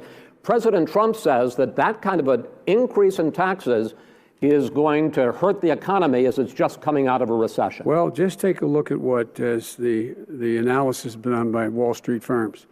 Points out that my economic plan would create 7 million more jobs than his in 4 years, number one. And number two, it would create an additional $1 trillion in economic growth because it would be about buying American. That we're going to make this federal government spend $600 billion a year on everything from ships to steel to buildings and the like. And under my proposal, we're going to make sure that every penny of that has to be made by a company. But respectfully, sir, I'm talking about taxes, not spending. By the way, I'm going to eliminate a significant number of the tax. I'm going to make the corporate tax 28%. It shouldn't be 21%. You have 91 companies, in the Fortune 500 who don't pay a single penny in tax, making billions of dollars. Why didn't you do it before when you were vice president with Obama? Because you, in fact, passed that. That was your tax proposal. I got it done. And you know what happened? Yeah, you got it done. Our economy boomed like it's never boomed. The economy is busted. Mr. President, let me finish. Mr. President, let me pick up on that. You would continue your free market approach, lower taxes, more deregulation, correct? Not lower taxes for American people. Excuse me. But in Obama's, you talk about the economy booming, it turns out that in Obama's final 3 years as president, more jobs were created, 1.5 million more jobs than in the first 3 years of your presidency. They had the slowest recovery economic recovery since 1929. It was the slowest recovery. Also, they took over something that was down here. All you had to do is turn on the lights and you pick up a lot. But they had the slowest economic recovery since 1929. Let me tell you about the stock market. When the stock market goes up, that means jobs. It also means 401ks. If you got in, if you ever became president with your ideas, you want to terminate my taxes, I'll tell you what, you'll lose half of the companies that have poured in here will leave, and plenty of companies that are already here, they'll leave for other places. They will leave, and you will have a depression, the likes of which you've never seen. Look, we inherited the worst recession short of a depression in American history. I was asked to bring it back. We were able to have an economic recovery that created the jobs you're talking about. We handed him a booming economy. He blew it. It wasn't booming. He blew it. It wasn't booming. It was the weakest recovery since 1929. Is it fair to say he blew it when there was record low unemployment before COVID? Yeah, but because what he did, even before COVID, manufacturing went in the hole. Manufacturing went in a hole. Excuse me, Chris. Wait. Number two. Chris. Number three. They said it would take. No, you're on number two. No. Chris. They said it would take a miracle to bring back manufacturing. I brought back 700,000 jobs. They brought back nothing. They gave up on manufacturing. Part of my standard fare. I'm the guy that brought back the automobile industry. All right, let him. We brought back. I was asked to bring back Chrysler and General Motors. We brought them back right here in the state of Ohio and Michigan. He blew it. They're gone. He blew it. And in fact, they're going. Ohio had the best year it's ever had last year. Michigan had the best year they've ever had. That is not true. Many car companies came in from Germany, from Japan, went to Michigan, went to Ohio. They're not having that. And they didn't come in with you. Mr. Vice President, go ahead. And so you take a look at what he's actually done. He's done very little. His trade deals are the same way. He talks about these great trade deals. You know, he talks about the art of the deal. China's perfected the art of the steal. We have a higher deficit with China now than we did before. We have the highest trade deficit with Mexico. China ate your lunch. All right, 18%. China ate your lunch, Joe. And no wonder your son goes in and he takes out billions of dollars. Takes out billions of dollars to manage. He makes millions of dollars. And also, while we're at it, why is it, just out of curiosity, the mayor of Moscow's wife gave your son $3.5 million. What did he do to deserve it? What did he do with Burisma to deserve $183,000? You've asked your question, let him answer. None of that is true. Oh, really? He didn't get $3.5 million? Mr. President, Mr. President, please. Totally discredited. Totally discredited. And by the way, well, wait, he didn't get $3.5 million, Joe? Mr. Vice, he got $3.5 million. That is not true. Oh, really? Mr. President, it's an open discussion, please. It's a fact. Well, you have raised an issue. Let the Vice President answer. Discredited. Did Burisma pay him $183,000 a month with no experience in energy? Mr. President, my son did nothing wrong at Burisma. I think he did. Mr. President, let him answer. He doesn't want to let me answer because he knows I have the truth. His position has been totally, thoroughly discredited. By who? The media? By everybody. Well, by the media, by our allies, by the World Bank. by everyone has discredited. Matter of fact, even the people who testified under oath. So let me ask you this, Joe. No, go ahead, Mr. I'm listening to you. People under, he got $3.5 million from Moscow. He testified under oath in his administration, said, I did my job and I did it very well. Oh, I really? did it I'd honorably. like to know who they are. Well, I'll give you the list of the people who testified. No, go ahead, sir. Sure, you've already fired most of them because they did a good job. Some people don't do a good job. With you, go ahead. Wait a minute. You get the final word, Mr. Well, it's hard to get any word in with this clown. Excuse me. Hey, let me just say, Joe. No. I'm Mr. President. $3.5 million, Joe. That is simply Why did he deserve $3.5 million from Moscow? Look, here's the deal. We want to talk about families and ethics. I don't want to do that. I mean, his family we could talk about all night. His family's already... My family lost a fortune by coming down and helping us with government. And that's such a... Mr. President. Every single one of them lost a fortune. This is not about my family or his family. It's about your family. The American people. That's not true. It doesn't want to talk about what you need. You, the American people. It's about you. That's what we're talking about here. All right, that's the end of the segment. We're moving on. He didn't take them. Well, Vice President, can I be honest? It's a very important question. Try to be honest. He stood up. The answer to the question is no. Ukraine. No, sir. With $1 billion, if you that is absolutely not true. You're going to have true. Gentlemen, I hate to raise my voice, but it seems to be, why should I be different than the two of you? So here's the deal. Good point. We have 6 segments. We have ended that segment. We're going to go to the next segment. In that segment, you each are going to have 2 uninterrupted moments. In those 2 uninterrupted minutes, Mr. President, you can say anything you want. I'm going to ask a question about race, but if you want to answer about something else, go ahead. But I think that the country would be better served if we allowed both people to speak with fewer interruptions. I'm appealing to you, sir, to do that. Well, and him too. Well, frankly, you've been doing more interrupting than he has. Well, that's all right, but he does plenty. Well, less than, sir, less than plenty. No, less than you have. Let's please continue on. The issue of race. Vice President Biden, you say that President Trump's response to the violence in Charlottesville 3 years ago, when he talked about very fine people on both sides, was what directly led you to launch this run for president. Oh, yeah, sure. President Trump, you have often said that you believe you have done more for Black Americans than any president, with the possible exception of Abraham Lincoln. My question for the two of you is, why should voters trust you rather than your opponent to deal with the race issues facing this country over the next 4 years? Vice President Biden, you go first. It's about equity and equality. It's about decency. It's about the Constitution. And we have never walked away from trying to require equity for everyone, equality for the whole of America. But we've never accomplished it. But we've never walked away from it like he has done. It is true. The reason I got in the race is when those people, close your eyes, remember what those people look like coming out of the fields carrying torches, their veins bulging, just spewing anti-Semitic bile, and accompanied by the Ku Klux Klan. A young woman got killed. And they asked the president what he thought. He said there were very fine people on both sides. No president has ever said anything like that. It is who's now, sir. Second point I'd make to you is that when Floyd was killed, when Mr. Floyd was killed, there was a peaceful protest in front of the White House. What did he do? He came out of his bunker, had the military use tear gas on him so he could walk across to a church and hold up a Bible.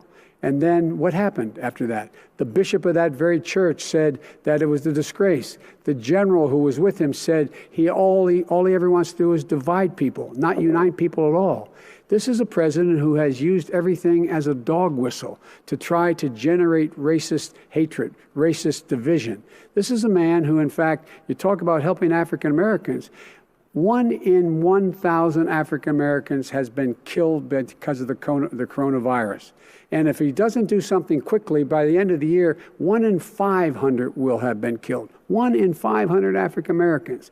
This man is the savior of African Americans. This man cares at all. This man's done virtually nothing. Look, the fact is that you have to look at what he talks about. You have to look at what he did. And what he did has been disastrous for the African American community.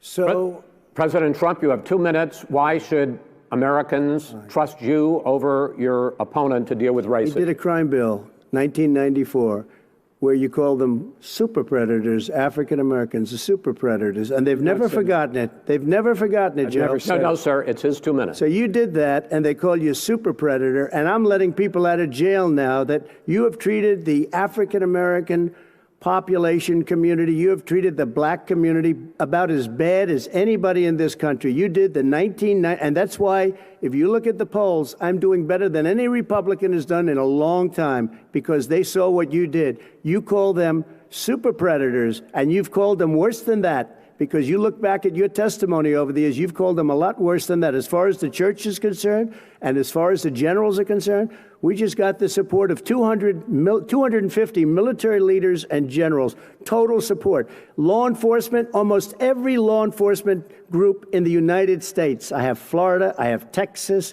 I have Ohio, I have Portland. The sheriff just came out today and he said, I support President Trump. I don't think you have any law enforcement. You can't even say the word law enforcement, because if you say those words, you're going to lose all of your radical left supporters.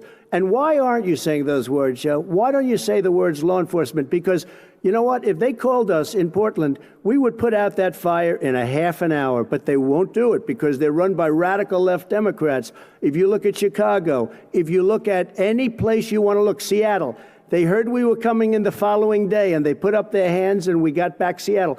Minneapolis, we got it back, Joe, because we believe in law and order, but you don't. The top 10 cities and just about the top 40 cities are run by Democrats and in many cases radical left. And they've got you wrapped around their finger, Joe, to a point where you don't want to say anything about law and order. And I'll tell you what, the people of this country want and demand law and order, and you're afraid to even say it. All right. I want to return to the question of race. Vice President Biden, after the grand jury in the Breonna Taylor case decided not to charge any of the police with homicide, you said it raises the question, quote, whether justice could be equally applied in America. Do you believe that there is a separate but unequal system of justice for blacks in this country? Yes, there is. There's systemic injustice in this country, in education and work and in law enforcement and the way in which it's enforced. But look, the vast majority of police officers are good, decent, honorable men and women. They risk their lives every day to take care of us. But there are some bad apples. And when they occur, when they find them, they have to be sorted out. They have to be held accountable. They have to be held accountable. And what I'm going to do as President of the United States is call together an entire group of people at the White House, well, everything from the civil rights groups to the police officers, to the police chiefs, and we're going to work this out. We're going to work this out so we change the way in which we have more transparency in when these things happen. These cops aren't happy to see what happened to George Floyd. These cops aren't happy to see what happened to Breonna Taylor. Most don't like it. But we have to have a system where people are held accountable. And by the way, violence in response is never appropriate. Never appropriate. Peaceful protest is. Violence is never appropriate. All right. What is peaceful protest? When they run through the middle of the town and burn down your stores and kill people all over the place, and you say peaceful protest? No, it's not, but you say it is. President Trump, I'd like to continue with the issue of race. I promise we're going to get to the issue of law and order in a moment. This month, your administration directed federal agencies to end racial sensitivity training that addresses white privilege or critical race theory. Why did you decide to do that, to end racial sensitivity training? And do you believe that there is systemic racism in this country, sir? I ended it because it's racist. I ended it because a lot of people were complaining that they were asked to do things that were absolutely insane, that it was a radical revolution that was taking place in our military, in our schools, all over the place, and you know it, and so does everybody else. And he would know. What is radical about racial sensitivity training? If you were a certain person, you had no status in life. It was sort of a reversal. And if you look at the people, we were paying people hundreds of thousands of dollars to teach very bad ideas, and frankly, very sick ideas. And really, they were teaching people to hate our country. And I'm not going to do that. I'm not going to allow that to happen. We have to go back to the core values of this country. They were teaching people that our country is a horrible place, it's a racist place, and they were teaching people to hate our country. And I'm not going to allow that to happen. Vice President Biden? Nobody's doing that. He's the racist. You just don't know. Here's the deal. I know a lot more about You this. don't than know. he does. Let him finish. The fact is that there is racial insensitivity. People have to be made aware of what other people feel like, what insults them, what is demeaning to them. It's important that people know they don't want to. Many people don't want to hurt other people's feelings, but it makes a big difference. It makes a gigantic difference in the way a child is able to grow up and have a sense of self-esteem. It's a little bit like how this guy and his friends look down on so many people. They look down their nose on people like Irish Catholics like me and grew up in Scranton. They look down on people who don't have money. They look down on people who are of a different faith. They look down on people who are a different color. In fact, we're all Americans. The only way we're going to bring this country together is bring everybody together. There's nothing we cannot do if we do it together. We can take this on and we can defeat racism in America. President Trump, sir. During the Obama-Biden administration, there was tremendous division. There was hatred. You look at Ferguson, you go to many places. Look at Oakland. Look what happened in Oakland. Look what happened in Baltimore. Look what happened. Frankly, it was more violent than what I'm even seeing now. Oh, my but Lord. the reason is that ridiculous. the Democrats that run these cities don't want to talk like you about law and order. Violent and you crime, still haven't mentioned. violent Are you in crime. favor of law and order? I'm in favor of law. You follow it. Are you in and a little favor bit of law and order? Go Yes, ahead, I'm say in it. favor. You Everybody's asked a in favor question, of let him finish. Law and order. loses Law and order. Let him answer. Law and order with justice, where people get treated fairly. Okay. And the fact of the matter is, violent crime went down 15% in our administration. All right. It's gone up on his watch. Went down much more in ours. All right, we're now. is president of the President, you're going United States of America. Mr. President, every record in the Mr. book. President, you're going to be very happy because And we're now going to talk about law and order. Places we had trouble were Democratic-run cities. That's and exactly those my question. Democratic- There has been a dramatic increase in homicides in America this summer particularly, and you often blame that on Democratic mayors and Democratic governors, but in fact there have been equivalent spikes in Republican-led cities like Tulsa and Fort Worth. So the question is this really a party issue? I think it's a party issue. You can bring in a couple of examples, but if you look at Chicago, what's going on in Chicago, where 53 people were shot and 8 died, shot. If you look at New York, where it's going up like nobody's ever seen anything, the numbers are going up 100, 150, 200%. Crime. It is cities. crazy what's going on.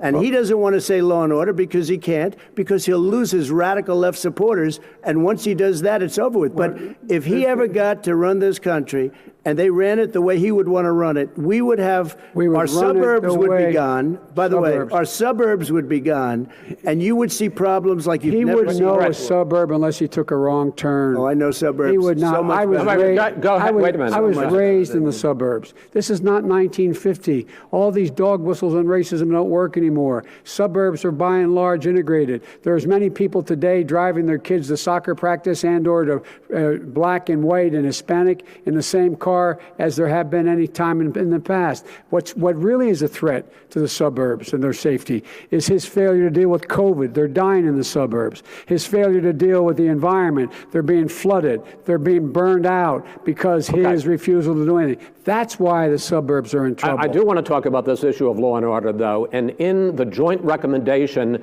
that came from the Biden-Bernie Sanders task force, you talked about, quote, reimagining policing.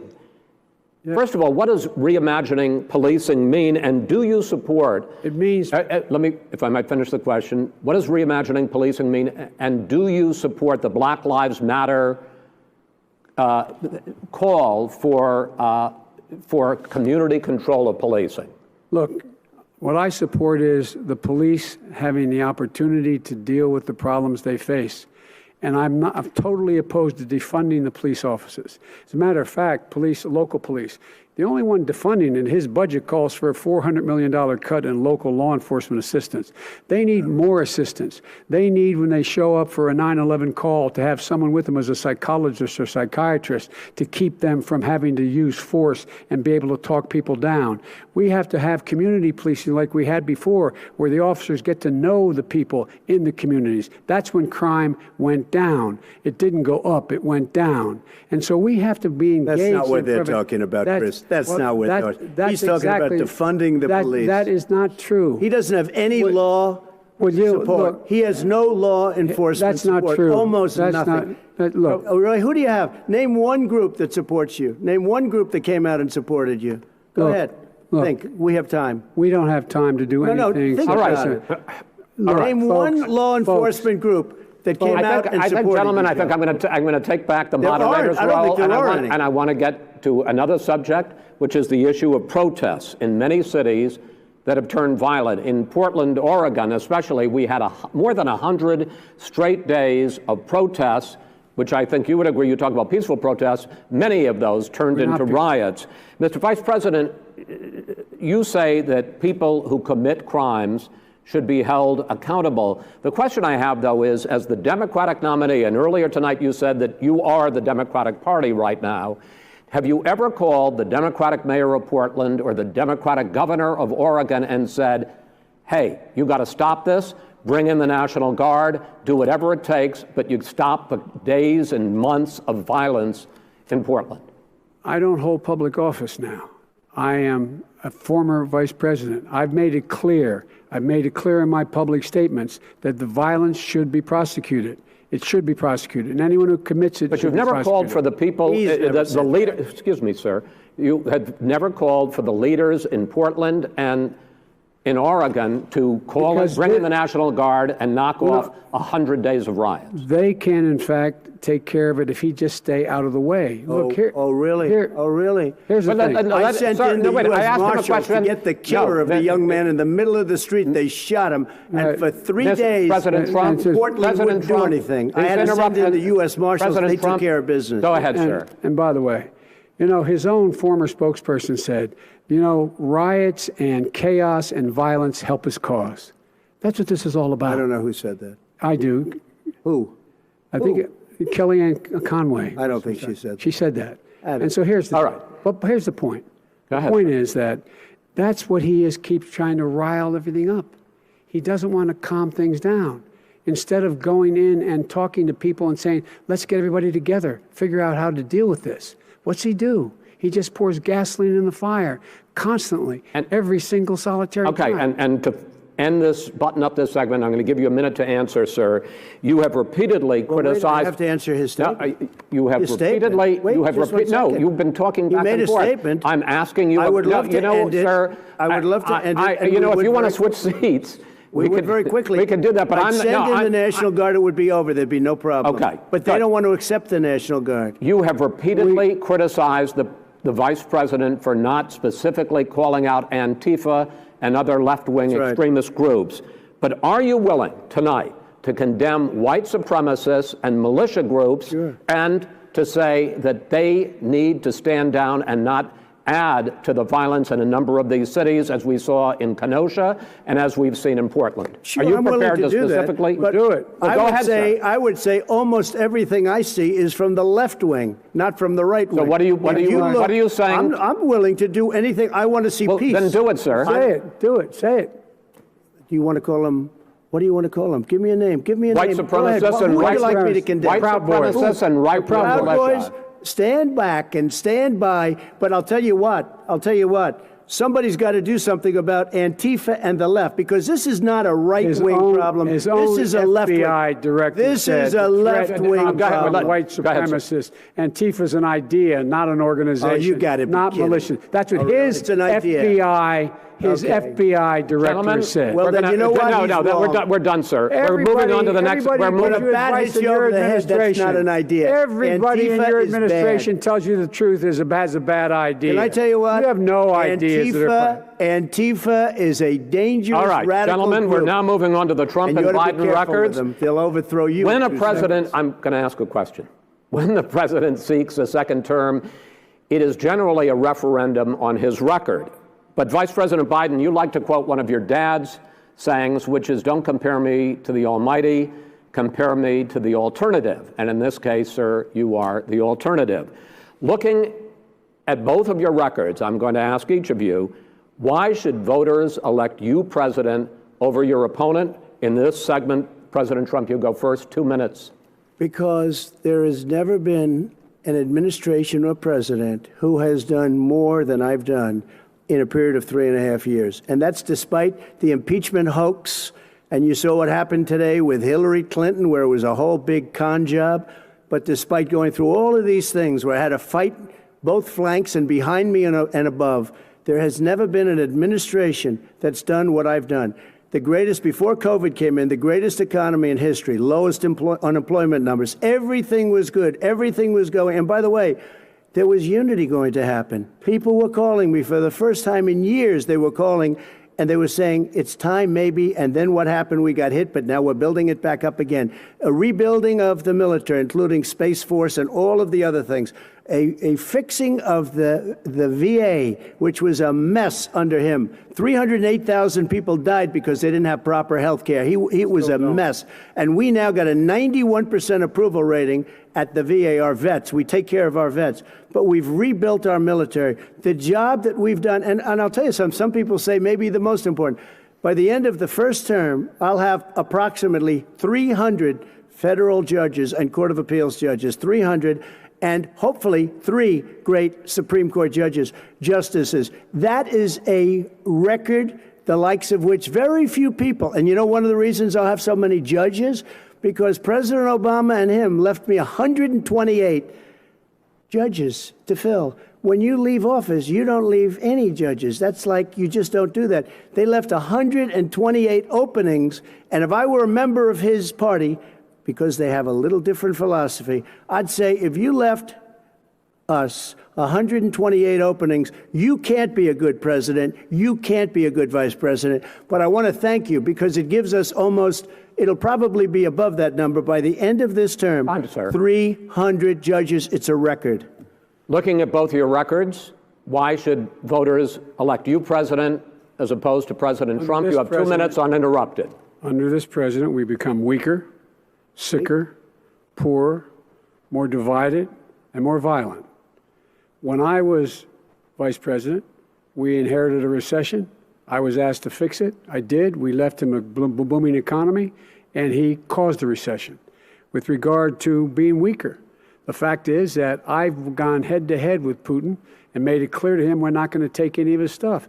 He's Putin's puppy. He still refuses to even say anything to Putin about the bounty on the heads of American soldiers. Your son got $3.5 million. And by the way, my son... Wait a minute. Mr. President, your campaign agreed to both sides would get 2-minute answers uninterrupted. Well, your side agreed to it, and why don't you observe what your campaign agreed to as a ground rule, okay, sir? He never keeps his word. Can you add back No, I'm not asking. That was a rhetorical question. Can you add back 30 seconds? Yeah, yes, you may have. All right. Go ahead. So, thirdly, we're poor. The billionaires have gotten much more wealthy by a tune of over $300 to $400 billion more just since COVID. You in the home, you got less. You're in more trouble than you were before. In terms of being more violent, when we were in office, there were 15% less violence in America than there is today. He's president of the United States. It's on his watch. And with regard to more divided, the nation can't stay divided. We can't be this way. And speaking of my son, the way you talk about the military, the way you talk about them being losers and being and just being suckers. My son was in Iraq. He spent a year there. He got the Bronze Star. He got the Conspicuous Service Medal. He was not a loser. He was a patriot, and the people left behind there were heroes. Really? And I resent. Are you talking about Hunter? Are you talking about Hunter? I'm talking about my son, Beau Biden. You're talking about. I don't know Beau. I know Hunter. Yeah, Hunter got thrown out of the military. He was thrown out, dishonorably discharged. That's not true. He wasn't dishonorably. Cocaine use. And he didn't have a job until you became vice president. Once you became vice president, he made a fortune in Ukraine, in China, in Moscow, That is simply and various not other places. true. He made a fortune. My son, and he didn't have a job. My son, like a lot of people we know at home, had a drug problem. He's overtaken it. He's fixed it. He's worked on it, and I'm proud of him. But why was he given tens of millions of dollars? But he wasn't given tens of millions of dollars. That is totally discredited. We've already been through. Totally discredited. We've already been through this. I think the American people would rather hear about more substantial subjects. Well, you know, as the moderator, sir, I'm going to make a judgment call here. Gets $3.5 million from the mayor of Moscow. That is not true. That report is totally discredited. Mitt Romney on that committee said it wasn't worth taxpayers' money, that report. It was written for political reasons. You know, I'd like to talk about climate change. So would I. Okay. The forest fires in the West are raging now. They have burned millions of acres. They have displaced hundreds of thousands of people. When state officials there blame the fires on climate change, Mr. President, you said, I don't think the science knows. Over your 4 years, you have pulled the U.S. out of the Paris Climate Accord. You have rolled back a number of Obama environmental records. What do you believe about the science of climate change? And what will you do in the next 4 years to confront it? I want crystal clean water and air. I want beautiful, clean air. We have now the lowest carbon. If you look at our numbers right now, we are doing phenomenally. But I haven't destroyed our businesses. Our businesses aren't put out of commission. If you look at the Paris Accord, it was a disaster from our standpoint. And people are actually very happy about what's going on because our businesses are doing well. As far as the fires are concerned, you need forest management in addition to everything else. The forest floors are loaded up with trees, dead trees that are years old, and they're like tinder, and leaves and everything else. You drop a cigarette in there, the whole forest burns down. You've got to have forest management. What do you You've got to have cuts. What do you believe about the science of climate change, sir? I believe that we have to do everything we can to have immaculate air, immaculate water, and do whatever else we can that's good. You know, we're planting 1 billion trees, the Billion Tree Project, and it's very exciting for a lot of people. That human pollution, greenhouse gas emissions contributes to the global warming of this planet? I think a lot of things do, but I think to an extent, yes. But I also think we have to do better management of our forests. Every year, I get the call, California's burning. California's burning. If that was cleaned, if you had forest management, good forest management, you wouldn't be getting those calls. You know, in Europe, they have forest cities. They're called forest cities. They maintain their forests. They manage their forests. I was with the head of a major country. It's a forest city. He said, sir, we have trees that are far more, they ignite much easier than California. There shouldn't be that problem. I spoke with the governor about it. I'm getting along very well with the governor. But I said, you know, at some point, you can't every year have hundreds of thousands of acres of land just burned to the ground. That's burning down because of a lack of management. But, sir, if you believe in the science of climate change, why have you rolled back the Obama Clean Power Plan, which limited carbon emissions in power plants? Why have you relaxed? Because it was driving energy prices through the sky. Why have you relaxed fuel economy standards that are going to create more pollution from cars and trucks? Well, not really, because what's happening is the car is much less expensive and it's a much safer car, and you're talking about a tiny difference. And then what would happen, because of the cost of the car, you would have at least double and triple the number of cars purchased. We have the old slugs out there that are 10, 12 years old. If you did that, the car would be safer. It would be much cheaper by $3,500. In the case of California, they've simply ignored No, but you would take a lot of cars rollback off the market because people would be able to afford a car. Now, and by the way, we're going to see how that turns out. But a lot of people agree with me, many people. The car has gotten so expensive because they have computers all over the place for an extra little bit of gasoline. And and I'm okay with electric cars too. I think I'm all for electric cars. I've given big incentives for electric cars. But what they've done in California is just crazy. Right. Vice President Biden, I'd like you to respond to the president's climate change record, but I also want to ask you about a concern. You proposed $2 trillion in green jobs. You talk about new limits, not abolishing, but new limits on fracking, ending the use of fossil fuels to generate electricity by 2035, and zero net emission of greenhouse gases by 2050. The president says a lot of these things would tank the economy and cost millions of jobs. He's absolutely wrong, number one. Number two, if in fact, during our administration, the Recovery Act, I was in charge, able to bring down the cost of renewable energy to cheaper than or as cheap as coal and gas and oil. Nobody's going to build another coal-fired plant in America. No one's going to build another oil-fired plant in America. They're going to move to renewable energy, number one.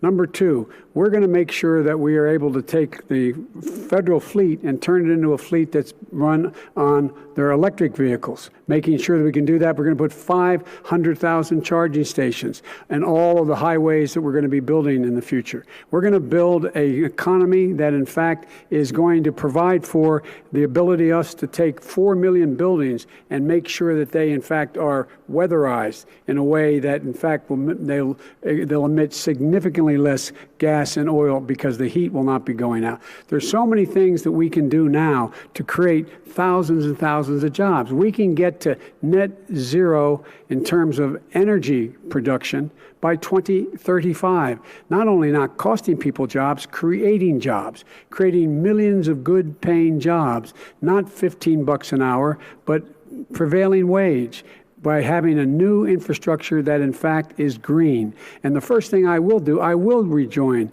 the Paris Accord. I will join the Paris Accord because with us out of it, look what's happening. It's all falling apart. And talk about someone who has no relationship with foreign policy. Brazil, the rainforests of Brazil are being torn down, are being ripped down. More carbon is absorbed in that rainforest than every bit of carbon that's emitted in the United States. Instead of doing something about that, I would be gathering up and making sure we had the countries of the world coming up with $20 billion and say, here's $20 billion. Stop tearing down the forest. And if you don't, then you're going to have significant economic consequences. What about the argument that President Trump basically says that you have to balance environmental interests and economic interests, and he's drawn his line? Well, he hadn't drawn a line. He still, for example, makes sure that he wants to make sure that methane's not a problem. You can now emit more methane without it being a problem. Methane. This is a guy who says that you don't have to have mileage standards for automobiles that exist now. This is a guy who says that, well, the fact is, it's all true. And here's the deal. He's talking about the Green New Deal, and it's not $2 billion or $20 billion, as you said. It's $100 trillion. I'm talking about where they want to rip down buildings and rebuild the building. No, it's the dumbest, most ridiculous. Where airplanes are out of business, where two-car systems are out, where they want to take out the cows too. You know, that's not true either, right? This is a $100 trillion. Look, that's more money than our country could make in 100 years if we're going to the case. All right, let me destroy our because I actually wait a minute, sir. I actually have studied your plan, and it includes upgrading 4 million buildings, weatherizing 2 million homes over 4 years, building 1.5 million energy efficient homes.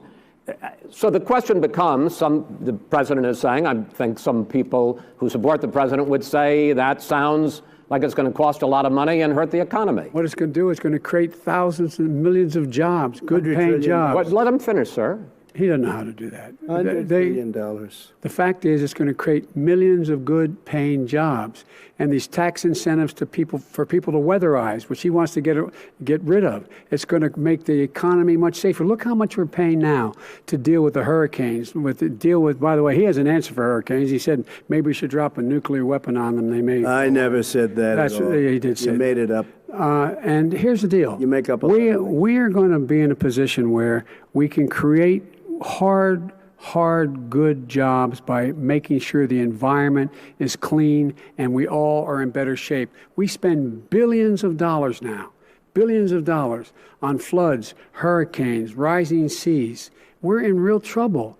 Look what's happened just in the Midwest with these storms that come through and wipe out entire sections and counties in Iowa. That didn't happen before. They're because of global warming. We make up 15% of the world's problem. But the rest of the world, we've got to get them to come along. That's why we have to get back into the Paris Accord. All right, gentlemen. Wait a minute, Chris. So why didn't he do it for 47 years? You were vice president. Why didn't you get the world? China sends up real dirt into the air. Russia does. India does. They all do. We're supposed to be good. And by the way, he made a couple of statements. The Green New Deal is $100 trillion. That is not my plan. That's the Green New you want to Deal rebuild every is building. not my plan. I want to rebuild every. If he knew anything about, if he knew anything he made a statement gentlemen, about the military. He said I said something about the military. He and his friends made it up, and then they went with it. I never said it. Okay. That is what not he true. did is Sir, you're he done in said this segment. he called the military Mr. Vice President, stupid bastards. I and he did said not it on say tape. that. He said Mr. stupid Please, bastards. He sir, said it. stop. I would never say I would that. Play to the it. military. Play it. Go ahead. You're Mr. on Vice tape. President answered his final question. The final question is, I can't remember which of all his rantings. I'm having a little trouble myself, but and about the economy and about this question of what it's going to cost. The economy. I mean, the Green New Deal and the idea of what your environmental changes will do. The Green New Deal will pay for itself as we move forward. We're not going to build plants that, in fact, are great polluting plants. So do you We're going to support build the Green New Deal? Pardon me? Do you support? No, I don't support the Green New Deal. Oh, you don't? Oh, well, that's a big statement. I support that means you just lost the radical left. I support the Biden plan that I put forward. Okay. The Biden plan, which is different than what he calls the radical Green New Deal. All right, gentlemen, final segment, election integrity. As we meet tonight, millions of Americans are receiving mail-in ballots or going to vote early. How confident should we be that this will be a fair election, and what are you prepared to do over the next 5+ weeks, because it'll not only be to Election Day, but also counting some ballots, mail-in ballots after Election Day. What are you prepared to do to reassure the American people that the next president will be the legitimate winner of this election? In this final segment, Mr. Vice President, you go first. Prepared to let people vote. They should go to iwillvote.com. Decide how they're going to vote, when they're going to vote, and what means by which they're going to vote. His own Homeland Security Director, and as well as the FBI Director, says there is no evidence at all that mail-in ballots are a source of being manipulated and cheating. They said that. The fact is that there are going to be millions of people because of COVID that are going to be voting by mail-in ballots, like he does, by the way. He sits behind the Resolute desk and sends his ballot to Florida, number one. Number two, we're going to make sure that those people who want to vote in person are able to vote because enough poll watchers are there to make sure they can socially distance. The polls are open on time, and the polls stay open until the votes are counted. And this is all about trying to dissuade people from voting because he's trying to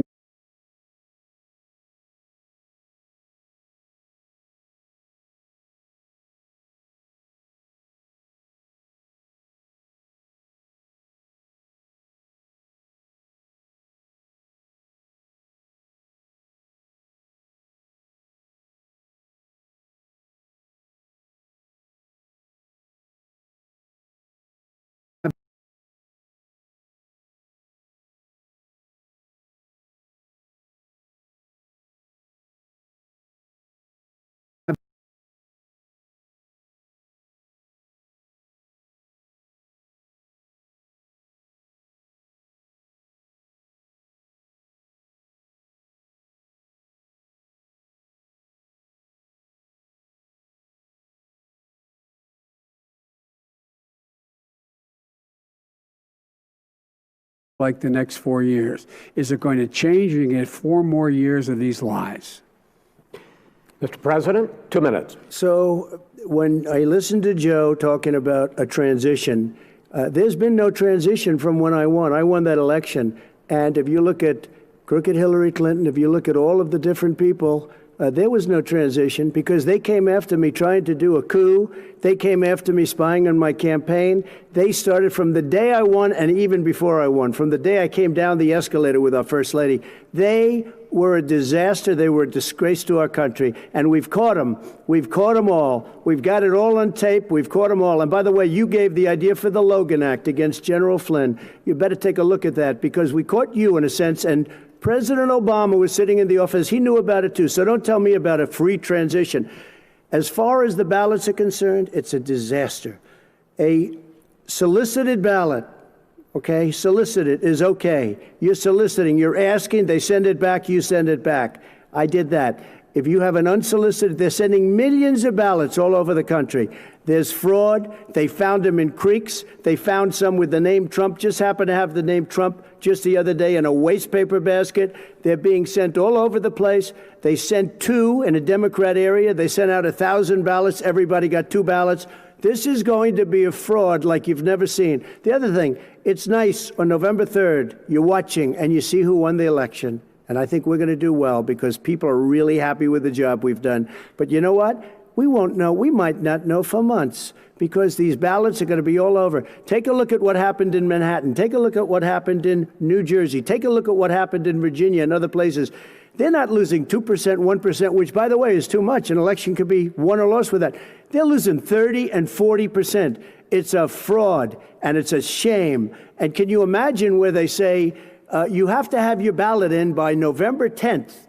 November 10th. That means that's 7 days after the election, in theory, should have been announced. Okay. We have major states with that. Sir, all run by Democrats. 2 minutes is 2 minutes. All run by Democrats. It's President Trump, it's a rigged election. You're going to be able to continue. You have been charging for months that mail-in balloting is going to be a disaster. You say it's rigged, that it's going to lead to fraud. But in 2018, in the last midterm election, 31 million people voted mail-in voting. That was a quarter, more than a quarter of all the voters that year cast their ballots by mail. Now that millions of mail-in ballots have gone out, what are you going to do about it? And are you counting on the Supreme Court, including a Justice Barrett, to settle any dispute? Yeah, I think I'm counting on them to look at the ballots, definitely. I hope we don't need them in terms of the election itself. But for the ballots, I think so. Because what's happening is incredible. I read today, where at least 1% of the ballots for 2016 were invalidated. They take them, we don't like them, we don't like them. But what are you going to do about it? If there are millions of ballots going out right now, what you do is you go and vote. You do a solicited ballot, and that's okay, or you go and vote. I'm asking you about the fact that millions of people... You go and vote. You go and vote. But what I'm saying is, what are you going to do about the fact that millions of people... You either do, Chris, a solicited ballot where you're sending it in, they're sending it back, and you're sending... They have mailmen with lots of it. Did you see what's going on? Take a look at West Virginia, mailmen selling the ballots. They're being sold. They're being dumped in rivers. This is a horrible thing for our country. This is not going to end well. This is not going to end well. 5 states have had mail-in ballots for the last decade or more. 5, including 2 Republican states. And you don't have to solicit the ballot. It's sent to you. It's sent to your home. What they're saying is that it has to be a postmark by the time, by Election Day. If it doesn't get in till the 7th, 8th, 9th, it still should be counted. He's just afraid of counting the votes because You're wrong. You're wrong. I want to continue with you on this, Vice President Biden. Chris, he's so wrong when he makes a statement like that. Excuse me. Vice President Biden, the biggest problem, in fact, over the years with mail-in voting has not been fraud historically. It has been that sizable numbers, sometimes hundreds of thousands of ballots are thrown out because they have not been properly filled out, or there is some other irregularity, or they missed the deadline. So the question I have is, are you concerned that the Supreme Court with a Justice Barrett will settle any dispute? I'm concerned that any court would settle this because here's the deal. When you get a ballot and you fill it out, you're supposed to have an affidavit. If you didn't know, you have someone say that this is me. You should be able to, if in fact you can verify that's you before the ballot is thrown out, that's sufficient to be able to count the ballot because someone made a mistake and not dotting the correct I. Who they voted for, testify, say who they voted for, say it's you, that is totally legitimate. All right. Excuse me, Chris, when you have 80 million ballots, I have a final Senate question. and swamping the system, you know it can't be done. You know it can't, and already there's been fraud. Now, mail service delivers 185 million pieces of mail a day. In 8 states, we can keep talking. In 8 states, election workers are prohibited, currently by law, 8 states, from even beginning to process ballots, even take them out of the envelopes and Yes. flatten them until Election Day. That means that it's likely, because there's going to be a huge increase in mail-in balloting, that we are not going to know on election night who the winner is, that it could be days, it could be weeks. Could be months. Until we find out who the new president is. So first for you, sir, finally for the vice president, I hope neither of you will interrupt the other.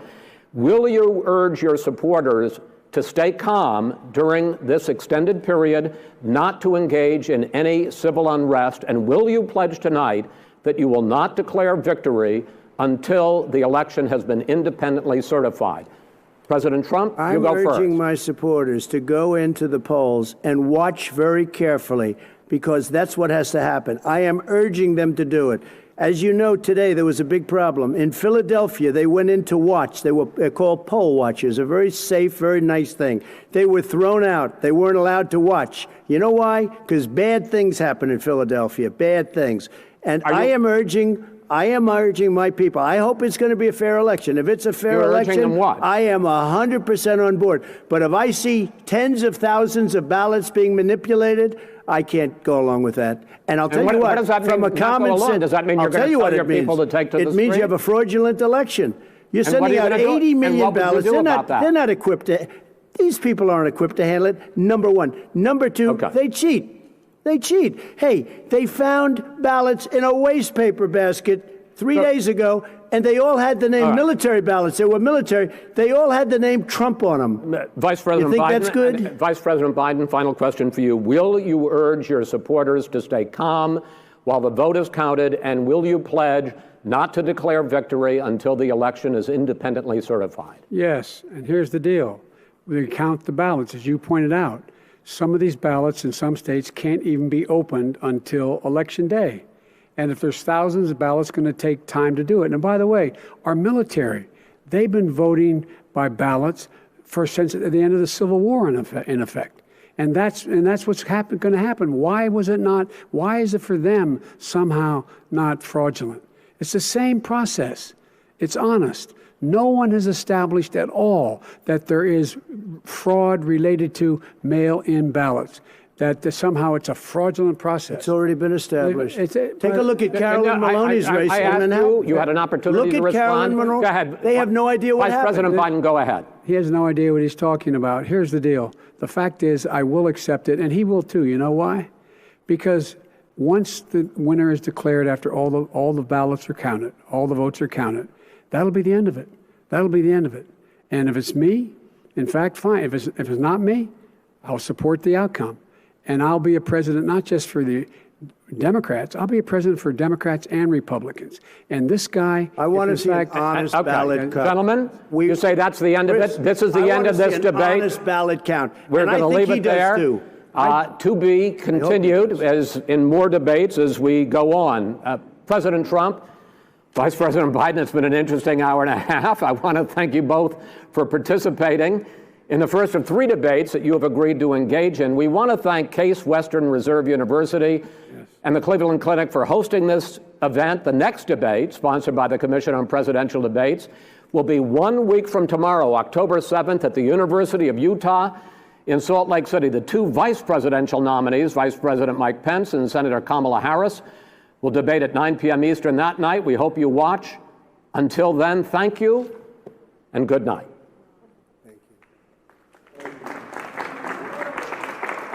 Thank you.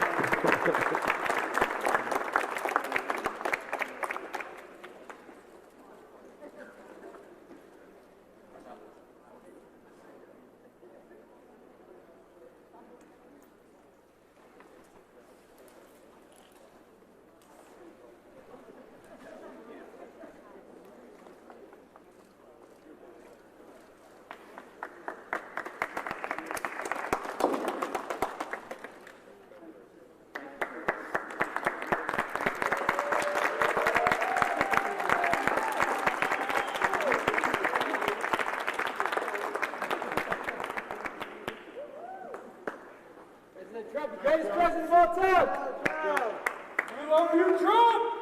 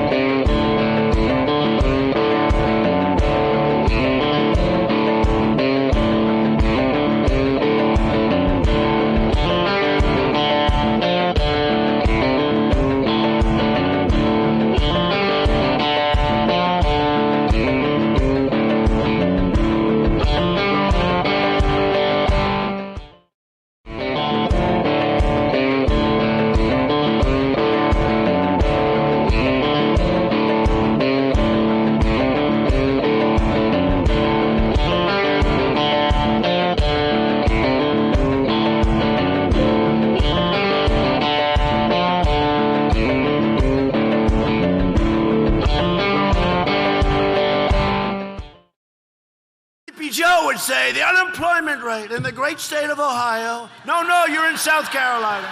Joe, you're in South. They come up and you ever see the guy that no, it's South Carolina. It's not Ohio. Okay. And he goes, all right, Iowa. Did you say Iowa? No. I did that like 7 times. If I did that once, it would be the end of the road, right? Be the end of the road. Became very, very famous. They became more famous than President Trump. They were beautiful. I watched them running through the crowds with those flags. And here someplace, I don't know, got a lot of people here. We're going to try and figure it out. Hold up your flag. Jared Bentley and Brady Williams, who were recently suspended from their high school football team after displaying flags in support of our police and first responders. Judge Barrett is confirmed, and the Democrats have control of the Senate next year, and the White House and the House of Representatives. Should the Supreme Court be expanded?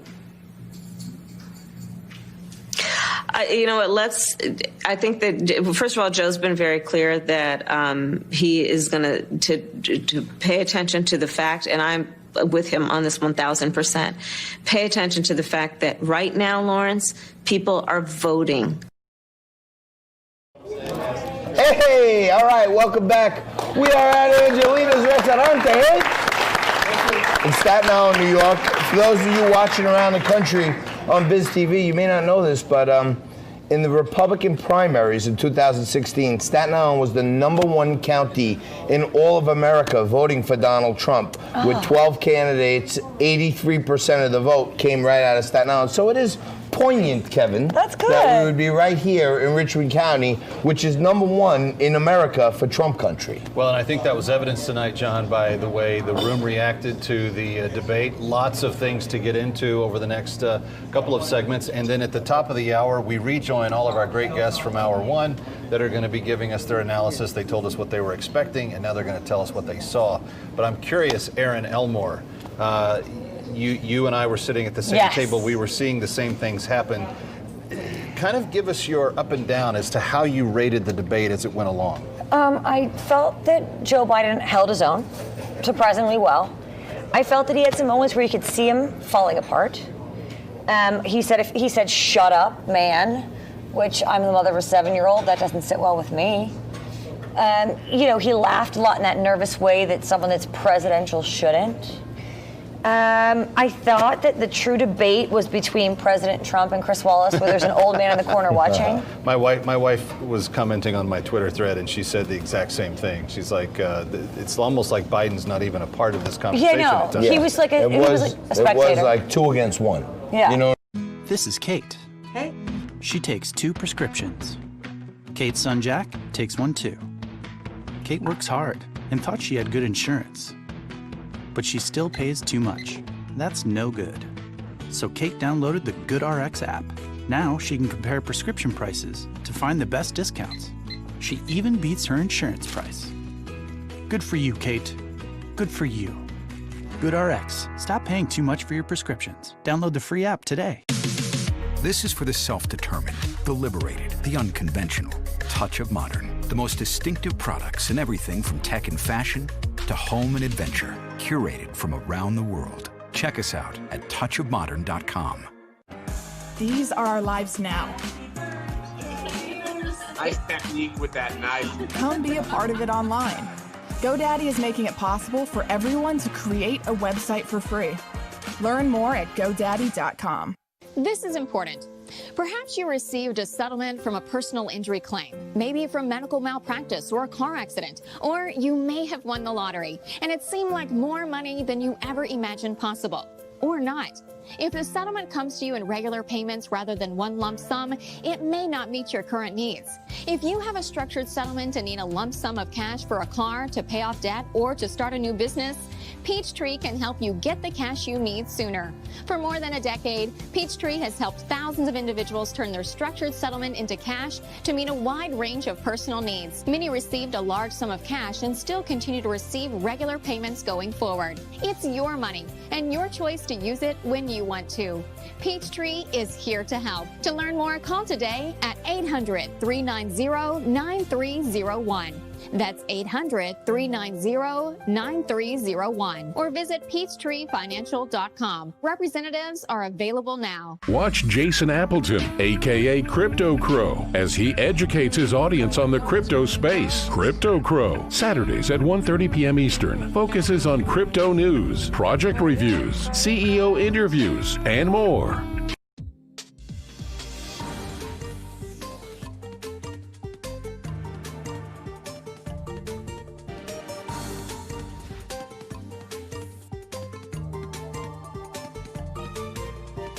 Chances are you or someone you know is struggling with an addiction. And just like most things in life, if you ignore it, it won't go away. The truth of the matter is, if you want to reclaim your life, you need help. That's why you need to call the National Recovery Center sooner than later. We can't help unless you're ready to be helped. You need to want a better life. You need to want to stop the downward, out-of-control spiral you've been on. You need to make a conscious effort and take control. Our programs are designed to provide you with the care and support you need. Every person is treated with a unique treatment plan designed specifically for you, regardless of what stage of addiction you're in. Don't let the pain of addiction ruin your life. Call the number on the screen now to find a program that's right for you. Help is a phone call away, and the time to call is now. Is your bathroom looking old and worn out? Want to update it, but you don't know where to start? Then let BCI Bath & Shower show you how to turn that old bath into an aisle of beauty and functionality. Remodeling our bathroom was a big decision for us. They didn't make a mess out of our house at all. And at the end of the day, we had a beautiful new bathroom. For a limited time, be one of the first 100 callers who schedule a free in-home consultation and receive $500 off. Factory-trained and certified installers made in the USA and discounts for seniors and military. 8 years ago, my daughter called to say she was expecting our first grandchild, but I never heard her say it. So a few years ago, Gina bought me a Nano hearing aid. And now I love hearing Ryan call me Papa. And at only $297 for a full pair, they make a great gift for someone you know. Plus, call now and order one hearing aid, and Nano will give you a second absolutely free. Call 1-800-298-4191. Introducing Flexible Mirror, the bendable, light-up magnification mirror that comes to you. Just stick it on and turn the base. The super suction locking mechanism means you can put it on any smooth surfaced place. You can get Flexible Mirror for just $19.99 and free shipping on your entire order. Here's how to order. To order, call 1-800-655-3578. That's 1-800-655-3578, or order online at tryflexiblemirror.com. On Facebook?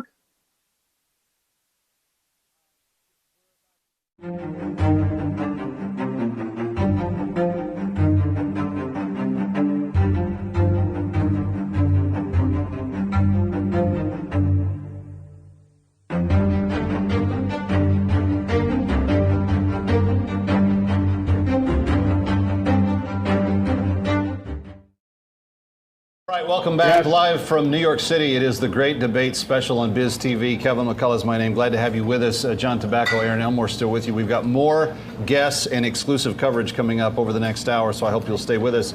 But John and Aaron, let's go back to one of the more memorable moments of the night. This is when I think the president first got under the vice president's skin most observantly.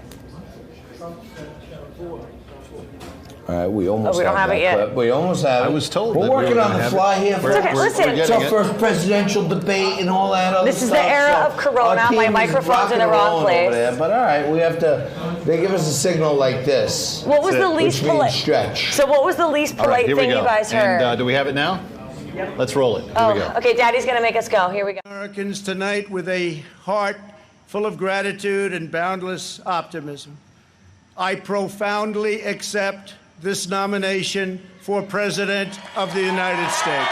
On November 3rd, you need to ask yourself, who do you trust to rebuild this economy? In a new term as president, we will again build the greatest economy in history, quickly returning to full employment, soaring incomes. Florida. Hey. So what we would have seen, guys, in that moment was Joe Biden tell the president to shut up, which Aaron had talked about in the last segment. John, you've got a special guest joining us. Why don't you have him come on board now? Oh yeah, we're having a little technical difficulties. Please stand by, but we're gonna make things all right now. When we bring in my good friend Tom Keogh joins us right now. He's the CEO of Kingsbridge Strategies. He's on the USTR. He's a representative on the U.S. Trade Commission. And Tom, you are one of the most sage guys I ever have on my show. You're a great friend of mine. What did you see in tonight's debate? I saw a very biased Chris Wallace. I thought that it was he was really he couldn't control himself. Yes. He tried, but he seemed to be too in the tank for Biden, and it appeared like the president was debating him and Biden. So he was not the guy to put in the moderator's seat.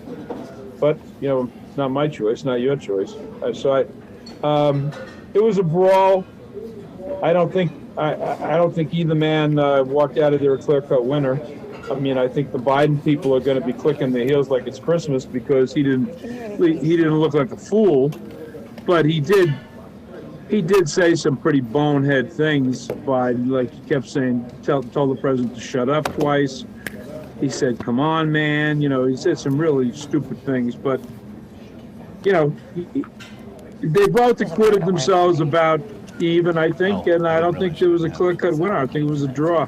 But I think, I think you're right. Chris Wallace was not an impartial moderator. I think you're right. Kev, what do you think? Tom says he thinks it was a draw. I think that it kind of went in waves. So I think early the contentiousness between the two was very obvious, and I think they were both like prize fighters in the early rounds, trying to land the early punch. I do think that when you hit the middle of the debate, Trump had a long section of just pure win. When they got onto the economy, when they got onto a number of topics following that, he just had success after success, and Biden was more or less standing there with nothing to say. I mean, he had no response to a large portion of that. I find it to be so different in the middle. because after 2016, seeing Trump what was capable of, this was a nothing burger. Here's what the headlines are saying. Daily Caller. Trump and Biden square off in contentious first debate. Here are the highlights. Meh. Shut up, man. Biden refuses to answer court-packing questions. New York Post. USA Today. Again, shut up, man. Personal attacks interrupting to find the first presidential debate. Daily Mail. Biden tells Trump, will you shut up, man? I think it's more about the shut up, man. Yeah. I don't know that there was like one of those Trump zingers that defines 16. He almost didn't need it, though. I don't know. He needed to get under Biden's skin, and that shut up man is going to live for a long time. I think he got under his skin when he said, why did your son take $3.5 million from the mayor of Moscow's wife? And Joe Biden said that's a lie. Yeah. That's not true.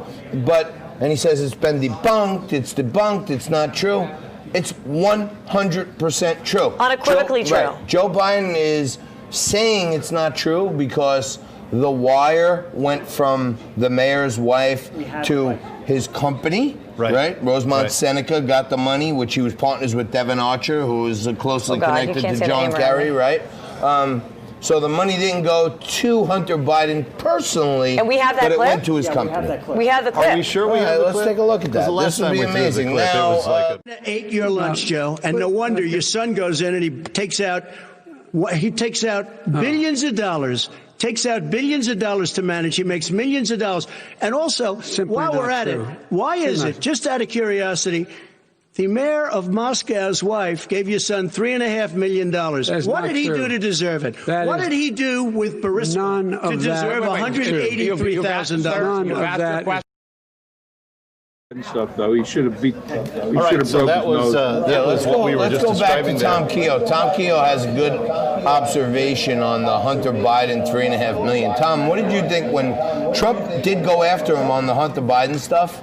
But what did you think? Yeah, but he let him off the hook, though, John. Look, this was a knife fight. Trump is a street fighter, much better street fighter than Biden. He hit him. Biden really had no answer except to say that's not true. He should have kicked his teeth in and knocked him out, but he didn't. Look, there's a lot's come out on this in the past couple of weeks from a Senate committee. I think one of these Senate committees just released a report about Burisma, Hunter Biden. He should have beat him black and blue at that, but he didn't. I'm with you on that. I felt the same, but in the same token, Tom, Trump was trying to go back to the point a few times. Like, hey, Joe, tell me why that's a lie. $3.5 million. And Chris Wallace kept cutting off Trump, saying, hey, it's not your time. So it was. You're right. But Wallace didn't want to let him give Joe Biden a binary on that, other than Joe Biden was saying he's a liar. I agree. You know what I'm saying, Aaron? Wallace kept coming in, saving Joe's butt. That was observed by many of the people that were tweeting and watching on social media. And, there were a number of things that you mentioned, John, that Biden said, well, that's just not true, and they turned out to be absolutely true. One of the best lines of the night that I think has to be talked about tomorrow is Joe Biden saying, Antifa is not an organization, it's an idea. We were in a room with 100 people watching it here at this location. There was a collective groan that went up. When there wasn't a lot of stuff that happened during the rest of the show, there was a, when that happened. That's true. Yeah, a few of those talking points that he should have known better than to deal with, he addressed directly on, and that was one of them. Because Antifa is one of the spike points. You're a suburban mom. You're watching this violence on your TV every night. Do you think Antifa is a mythical idea or an actual organization that's creating destruction across the country? As a suburban mom, you know what a mythical idea is? The tooth fairy. Okay, that's not what we're talking about. I agree. Okay. I agree. Antifa is like something you are sitting there with your covers on at night when your husband's out of town saying, I hope Antifa's not coming to my door. Yeah. And I'm not being hyperbolic. Well, it's one thing when it was Chicago, New York, but when it hit Kenosha and Rochester, suddenly moms in other communities went, oh, wait, it can come here too. All right, well, listen, let me give the final word to our friend Tom Keogh, who joins us on Zoom. And the last thing any of us want is Tom Keogh showing up at our door. Believe me. So if we don't give him the right out here, we have big trouble. But Tom, give us your final takeaway from tonight's debate, please. It was a disappointing debate. It wasn't much of a debate at all. I thought the president had him on a couple of key issues, the Hunter Biden, the Green Deal, which he clearly was a bit in support of. The president should have made him choke to death on that, and he didn't. He kind of let him off the hook. Biden is a pretty good debater, and whatever medication he's on, he took it today. So he was, and I think Chris Wallace was not an impartial moderator. He favored Biden. He was a poor choice by the Presidential Debate Commission. So I don't think there was a clear-cut winner. The president had set a low bar for Biden, and I think Joe, stumbled over it. But the president could have knocked him out a couple of times, and he didn't. And he should have. Well, I actually agree with Tom. I think one thing for sure is that this didn't settle, this didn't change anybody's minds, and I think if anything, it may have reinforced the basis argument a little bit, but we're going to see tomorrow how the press begins to machinate this, and that's where this footage, the sound bites will all start to be made. Because on your show, on my show, on shows on cable news, talk radio, we're going to cut it up and we're going to talk about different things based on what we believe. Right. No doubt about it. Yeah. Both sides are going to play this to their advantage. There was no clear-cut winner. Joe Biden, to a degree, held his own. There were moments where he thought he's going to unravel, but he didn't fall apart. He didn't say, we are in outer space, thank you for having us here on Neptune. Right. So it wasn't a total failure. True. So here we are. No, he stood upright and didn't faint at any point in time, and so the New York Times will crown him the winner. Yeah, he stood up for 90 minutes. He didn't pee his pants. Right. And they're Better gonna him say, than me. wow, better than JFK. You know what I mean? Right. And, and Trump didn't deliver a hook, line, and sinker. Like, he didn't have a new moniker tonight. Tonight, there wasn't like a, oh my God moment. I really don't think that there was. And listen, I'm more of a fan than anyone. Yeah. So I think it was a draw. I think you're right. And I don't know that we're going to get Biden to the table one more time. I think you're right. I actually really strongly believe this may be the only time we see the two of them in the same place. This is it. And I think that the play is going to be, Biden's people are going to say, well, we won't dignify that belligerent behavior. Yes. I was getting people tweeting me and texting me saying, why is Trump being so aggressive? And I said, because he feels like he's fighting a war against leftism, and this is the titular head of that movement. This is the beachhead. He's got to try to take it out. And to that degree, I think that aggressiveness early on was effective because it got under Joe's skin. He did get rattled. And like I said, go back to the middle of that debate. There's long passages that Trump just dominated, particularly on the economic recovery. Yeah, that's for sure. And when they hit climate change, if you were in this room, God is my witness, everybody was riveted to this debate. Oh, and then it just turned out. Through the economic stuff. And as soon as they mentioned climate change, people were like ordering drinks and talking to their neighbor and everything. Yeah, nobody cared about it. Second, like the Cassia de Pepe, hanging out. Done. It actually was a real period of time where everyone was riveted. No and then noise all in of the a sudden, room. Like they started The talking words about climate change came out of Chris Wallace's mouth, and the room went dead. You could have thrown a dump truck full of Viagras in this room, and they weren't going to get back up. You know what I'm saying? It was like no one cares about the Green New Deal, the way I see it. And the left-wing media will tell you every single day that the number one issue to liberal voters is that's what they climate say. Change. Well, it's like I don't know who cares about that. We are just a minute away from starting the post-game show, and let me just tell you what we got coming up. John McLaughlin, the Trump pollster, will be here to confirm or deny what Aaron and John have said. Was it a draw? Was it a win? AJ Katzimatidis and Sky Ostriker will be back with us to talk about it from the party's perspective. Carol Markowitz and Kristen B. Tate will tell us what the media saw out of all of this, and then we want to know what you saw. Tweet John Tobacco at Liquid Lunch, tweet me at KMC Radio.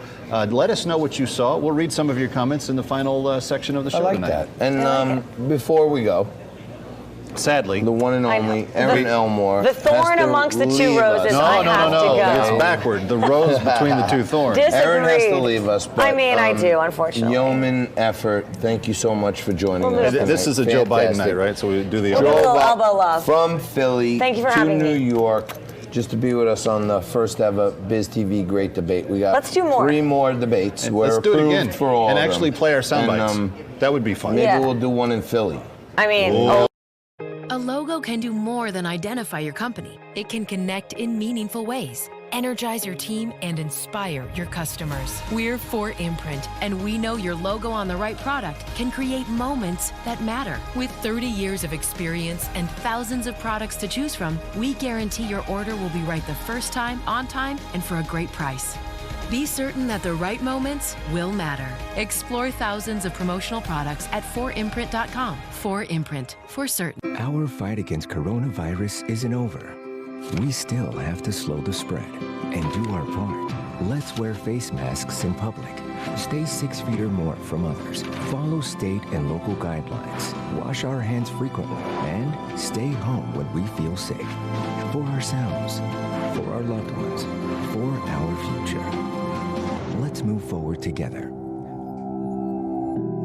Learn more at coronavirus.gov.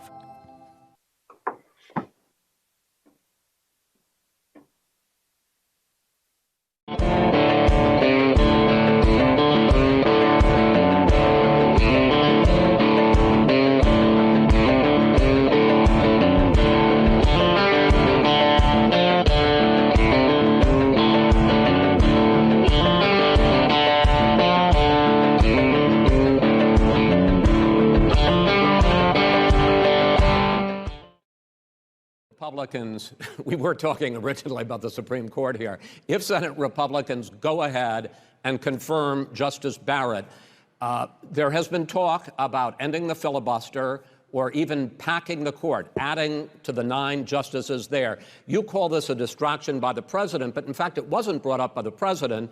It was brought up by some of your Democratic colleagues in the Congress. So my question to you is, you have refused in the past to talk about it. Are you willing to tell the American people tonight whether or not you will support either ending the filibuster or packing the court? Whatever position I take on that, that'll become the issue. The issue is the American people should speak. You should go out and vote. You're in voting now. Vote and let your senators know how strongly you feel. Vote now. Are you going to pack the court? Make sure you, in fact, let people know you're a senator.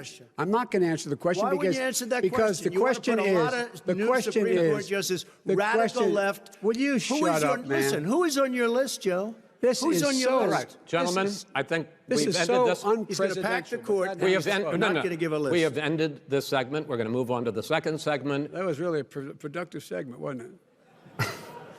Keep yapping, man. The people understand, Joe. They 47 years you've done nothing. They understand. All right.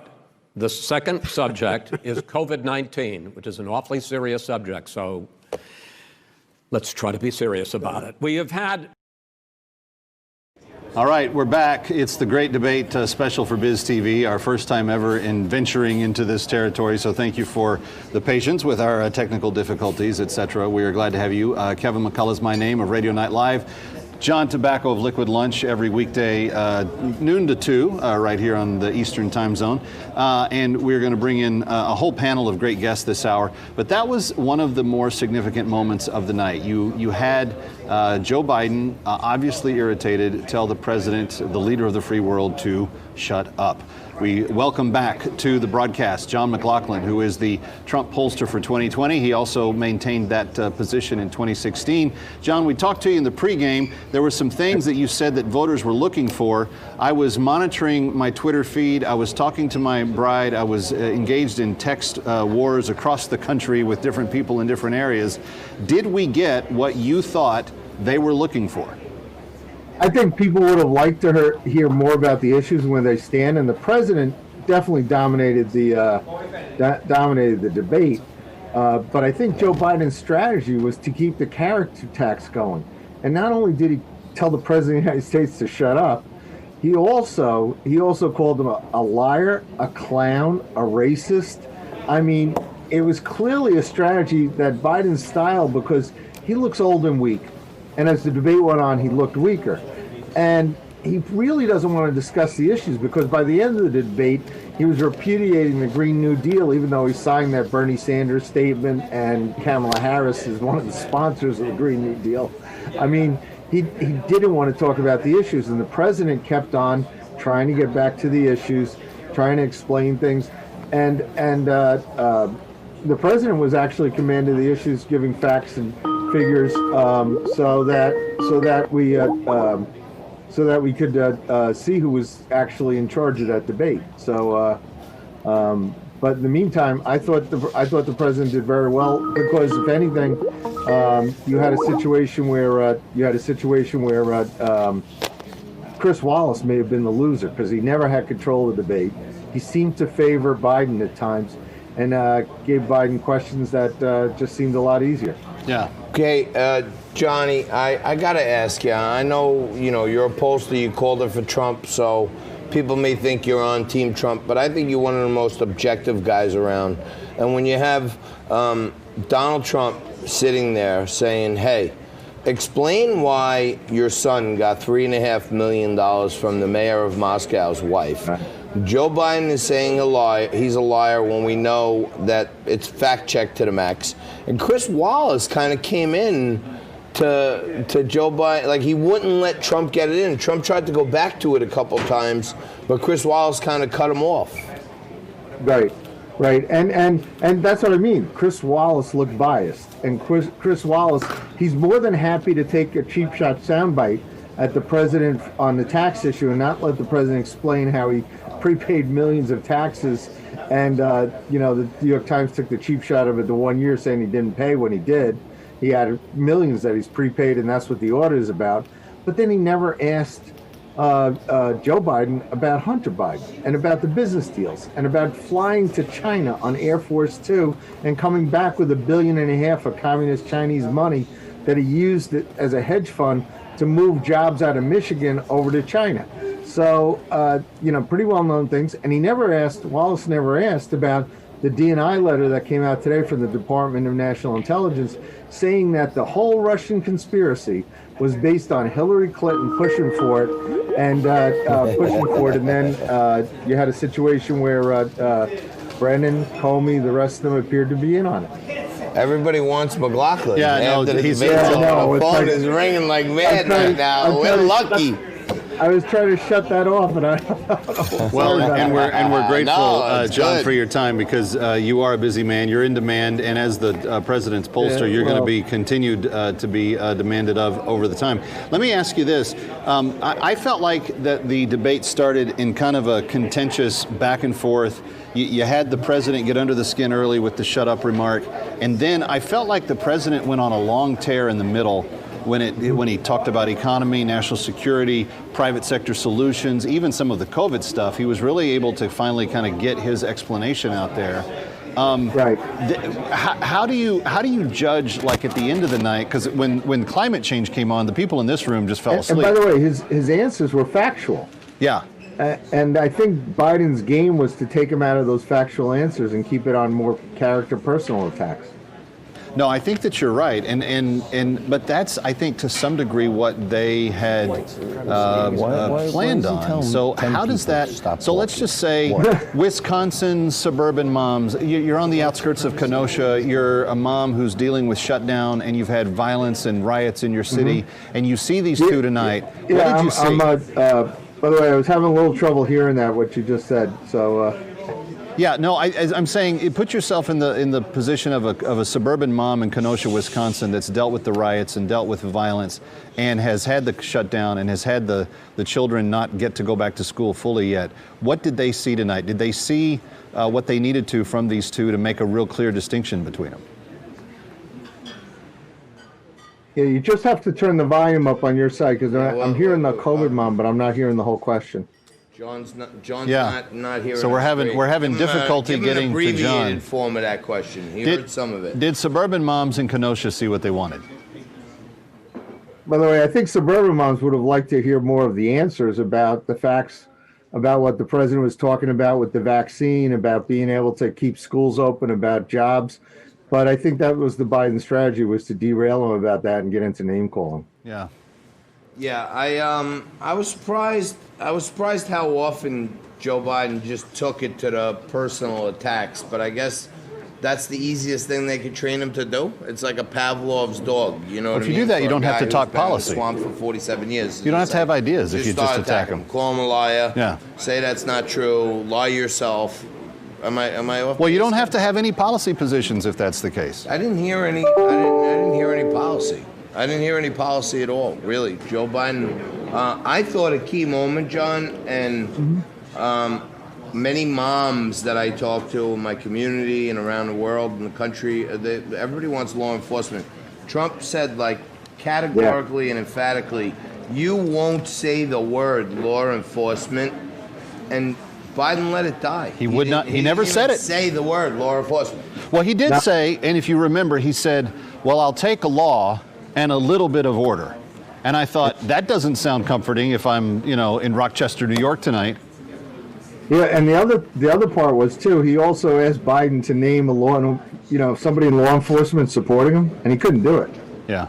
Which was amazing. It's like usually you get some police force someplace. And the president's there, he's got the support of the sheriff in Portland, and Joe Biden, when he didn't have an answer, he just said, I have a plan. But he didn't. No doubt about it. What about packing the court? Yeah. That's right, he couldn't answer that. That was another evasive punt. It was, All right. The way I saw it, that was another punt. John, all those other networks are calling you, so we're going to let you go and do those hits too. Thank you for being with us today, friend. Just remember, Kevin, I gave you priority. You did, and we're grateful for that. Is the man. All right. Thank you so much. Coming up yet this hour, we've got representation of the Democratic and Republican parties that are going to join us. They're going to tell us if they saw what they wanted. We're going to get people to critique how the media are going to see this. And before we're done, we'll even ask social media what they saw. Absolutely. Coming back to the Great Debate Special on Biz TV.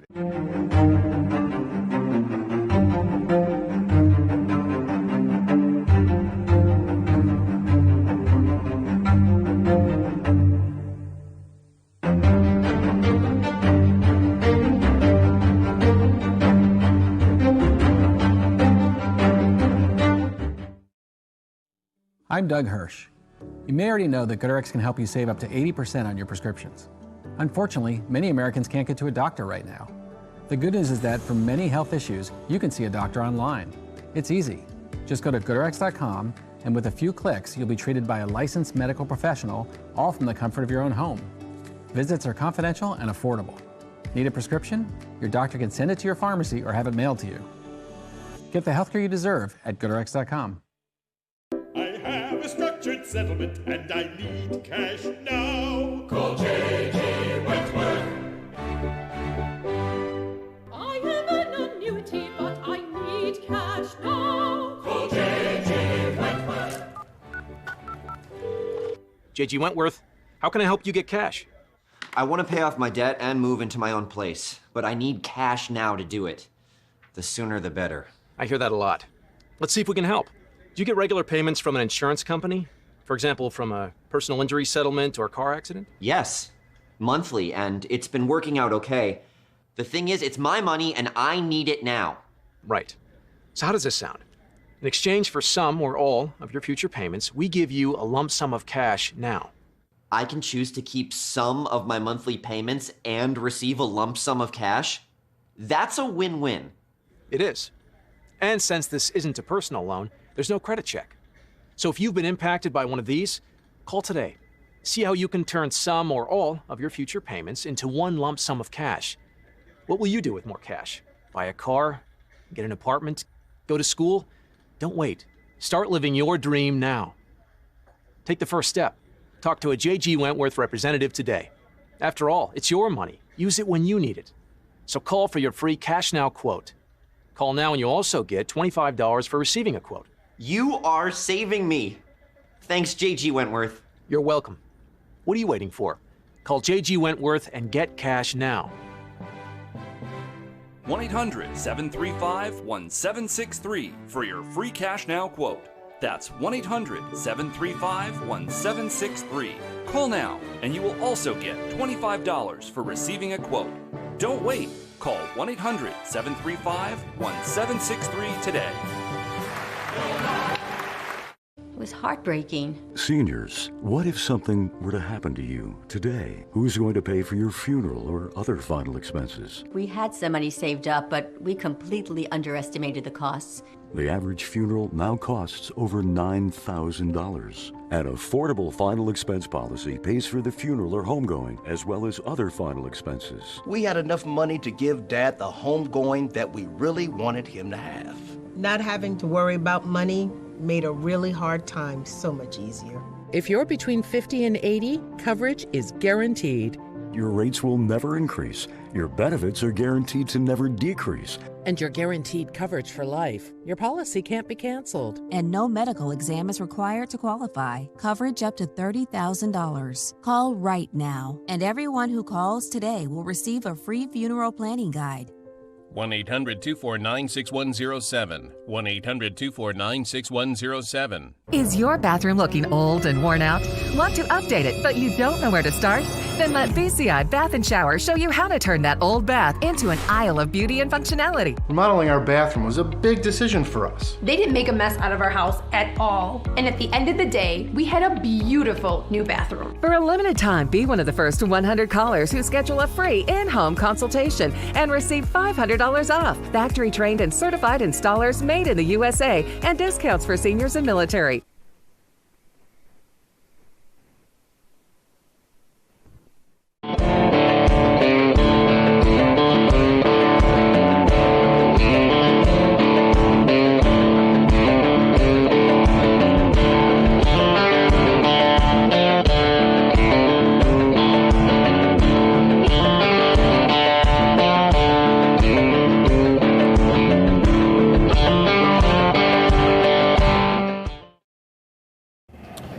All right, welcome back to the Great Debate Special on Biz TV. Our first attempt at trying to bring you this stuff live and get instant reaction to it.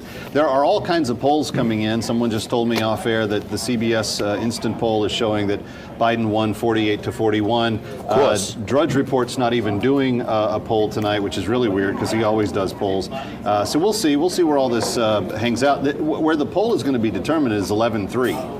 On November the 3rd, it will be that poll that matters, and we'll see where that goes from there. But for the rest of the way, John Tobacco, Kevin McCullough, glad to be with you. Our panel is thinning down, but we've got great guests. And let's bring back those representing their respective parties. A.J. Katzimatidis is the chairperson for the Manhattan Republicans, and Skye Oestreicher, fashionably known as the Fashionable Democrat. Ladies, welcome back. You don't look any worse for the wear over the last 2 hours, although it was... It was an adventure in rhetoric, if nothing else. A lot of jabs thrown, a lot of interesting barbs landed. But Skye, let's start with you. How did your guy do, and how do you feel after this first debate's under your belt? Sure. Well, we went into this debate hoping for three things from Joe Biden, which were a demonstration of his mental faculties, an explanation of his platform and the issues, and an understanding of his stance within the party. And after that 90 minutes, I would say Joe Biden won, but largely by fault of Trump, who really kept interrupting him and throwing some low blows and insulting his family and telling Biden he's not smart. So that really propelled Biden is what I see as the winner. And while he won, he came across as competent and succeeded in meeting the very low bar set for him, but we're still not 100% sure of his platform. And he did establish himself by saying he is the party, but we're still not quite sure exactly what that means. Hey, Skye, it's John. I know in the earlier segment we were fooling around about hoping for a decent mental state. So, okay, it looked like he won that one. But when you say law enforcement, why won't you even say the words law enforcement? It's like when Obama wouldn't say radical Islamic terrorist. Joe Biden had a great opportunity to appeal to a lot of soccer moms out there and say, I'm with law enforcement. Why didn't he say those words? Again, I don't think he laid out his platform. I think we were hoping to hear where he stands on certain issues like law enforcement, but unfortunately, he didn't lay out his stance on some of these issues. AJ, let's flip the coin here. Trump needed to have a strong showing. I was talking via Twitter and instant message with a lot of people during the debate. Felt like the beginning of the debate was very aggressive on his part. He obviously did get under Joe Biden's skin with the shut up man, and he had a fairly good middle of the debate, I would say. I feel like the debate just lost all interest when they hit climate change, but up until that point, the room we were in with about 100 attendees were all very much riveted to the screen. At climate change, they all checked out, and I'm not sure they ever returned, even at the end. But your feeling about what Trump did, what you were expecting, and how that compares to what you were hoping? Yeah, absolutely. I think that President Trump definitely looked very strong. And in difficult times, people look for a confident leader. And I think he definitely came across as that confident leader. I think he definitely made his case for the economy. And I really think it was devastating, honestly, when Joe Biden said that he wasn't opposed to defunding the police. And President Trump really cornered him on the law and order issue. So I think that Americans really want law and order. They don't want anarchy. They want safe streets. And the fact that he said that he wasn't opposed to defunding the police, I think that could have really lost him the election. So I think that despite having Chris Wallace attacking him the whole debate, President Trump came off looking really strong, and he made his cases on the economy and law and order. Yeah, AJ, it's John. I thought it was like a 2-against-1 fight at a couple of points there, where Chris Wallace when Donald Trump was trying to get Joe Biden on the record and say, hey, why did your son get $3.5 million from the mayor of Moscow's wife? Chris Wallace kept interrupting him and saying, no, you're out of time. You don't have any time. He never made Joe Biden give an answer on that question. Yeah, he did. He kept interrupting President Trump when President Trump was making really good points and really getting under Joe Biden's skin. Just the placement of where he put the questions, like putting the environment question at the very end, which is obviously like a very loaded question geared towards Joe Biden, and just in general that he would go multiple times attacking President Trump within questions. Well, we were there to watch Joe Biden debate President Trump and not Chris Wallace, but obviously people felt that Joe Biden couldn't handle President Trump one-on-one, so the liberals had a little ally in Chris Wallace helping him out. Yeah. Sky, let me go back to you, because there were a couple of times tonight when I felt like Joe Biden had some unforced errors. Trump was able to get him to say that he was not in support of the Green New Deal. In fact, twice tonight, Trump kind of cornered him on things that he said, well, that probably lost you the left. You're more of a centrist Democrat. You're talking tonight about wanting to see a centrist kind of policy idea. What does Joe Biden do if the AOC and Bernie Sanders wing of your party said, well, wait a second, who's this guy saying he's not enforcing our climate change or economic plan?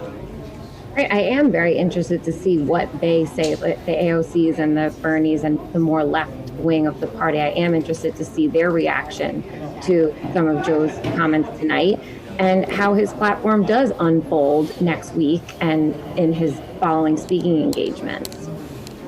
It just felt to me, John, like there was a lot of maybe moments that Joe Biden said stuff that had not been rehearsed, like he wasn't for the New Deal, that may come back to actually be problematic for him in the next debate, if we have one. There's a lot of speculation on the internet tonight that this may be all we saw. I kind of had that feeling going into this. This may be the only one we see. Yeah. But what do you think? Did he hurt his cause by not embracing those far leftists? Nah, I think that we can already see there's a lot of divisions going on out there, that the Bernieites are not happy about the whole Biden presidency. I mean, enthusiasm gets low. James Clyburn came to the rescue at the request of Obama, and that handed the primary season to Joe Biden. Elizabeth Warren dropping out. And Elizabeth Warren dropping out. So the fix was in, but I don't think that the real progressives, the real left wing, the energized movement that they had going, which was Bernie Sanders, I don't think they're truly behind Joe Biden, and not jumping up and down about the Green New Deal, I think hurts them. All right.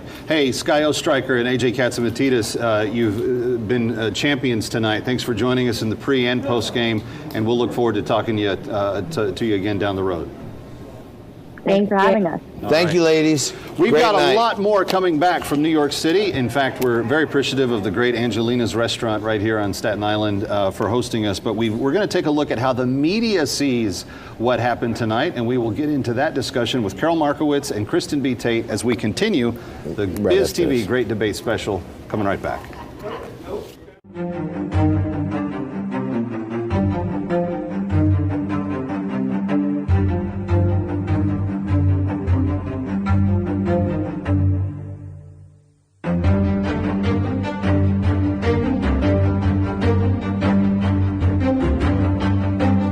Chances are you or someone you know is struggling with an addiction.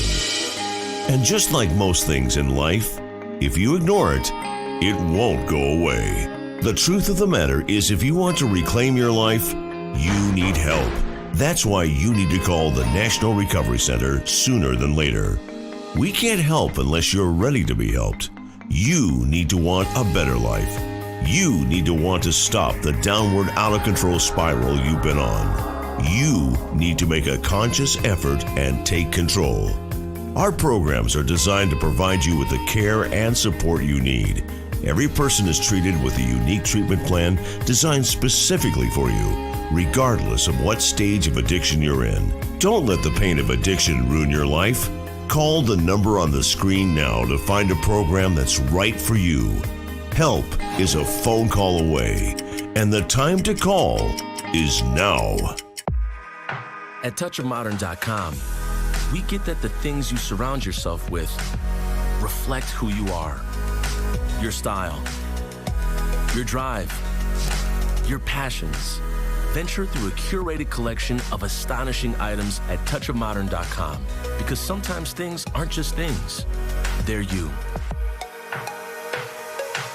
Go to touchofmodern.com and discover the world's most unexpected items.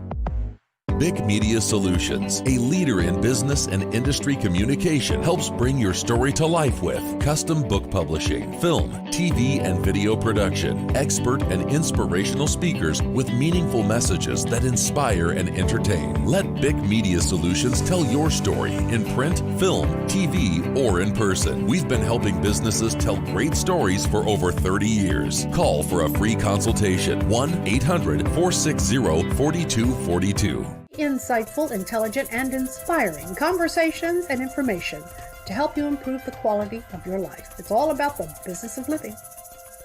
Talk with Audrey. It's news, markets, and politics, shaken and served with a twist on liquid lunch. Join host John Tobacco weekdays at noon Eastern, live on Biz TV. Is your credit card debt driving you batty? We're going up! Just like your credit card fees and interest rates. To the top! With those sky-high payments! You can't forget about your debt. Always fear, the debt suckers are here! Are your payments sucking the life out of you? Just one call to Consolidated Credit can get the debt suckers off your back. Consolidated Credit can lower your interest rates, consolidate your bills into one easy payment, and get you out of debt fast. Call Consolidated Credit and get your life back. Call 1-800-762-8790. 1-800-762-8790. That's 1-800-762-8790. 1-800-762-8790. When debt is the problem, Consolidated Credit is the solution. Because debt sucks! Introducing Flexible Mirror, the bendable, light-up magnification mirror that comes to you. Just stick it on and turn the base. The super suction locking mechanism means you can put it on any smooth surfaced place. You can get Flexible Mirror for just $19.99 and free shipping on your entire order. Here's how to order. To order, call 1-800-655-3578. That's 1-800-655-3578, or order online at tryflexiblemirror.com. 8 years ago, my daughter called to say she was expecting our first grandchild, but I never heard her say it. So a few years ago, Gina bought me a Nano hearing aid. And now I love hearing Ryan call me Papa. And at only $297 for a full pair, they make a great gift for someone you know. Plus, call now and order one hearing aid, and Nano will give you a second absolutely free. Call 1-800-298-4191. We like to think that we live in a nice, safe neighborhood. The truth is that a burglary occurs every 13 seconds, and homes without a security system have a 300% greater chance of getting broken into. How many homes in your neighborhood were robbed yesterday? You need to start protecting your home and family today. Call now to get state-of-the-art protection. To keep your family and property safe, call the number on your screen now. Representatives are standing by to assist you.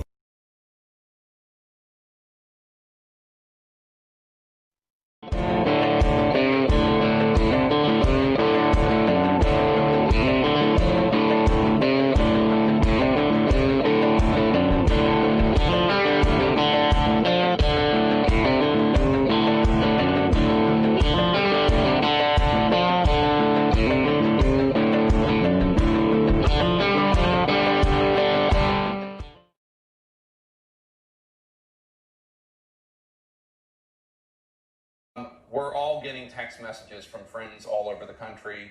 A friend of mine in Kansas City, watching her first debate with her 6th grade daughter.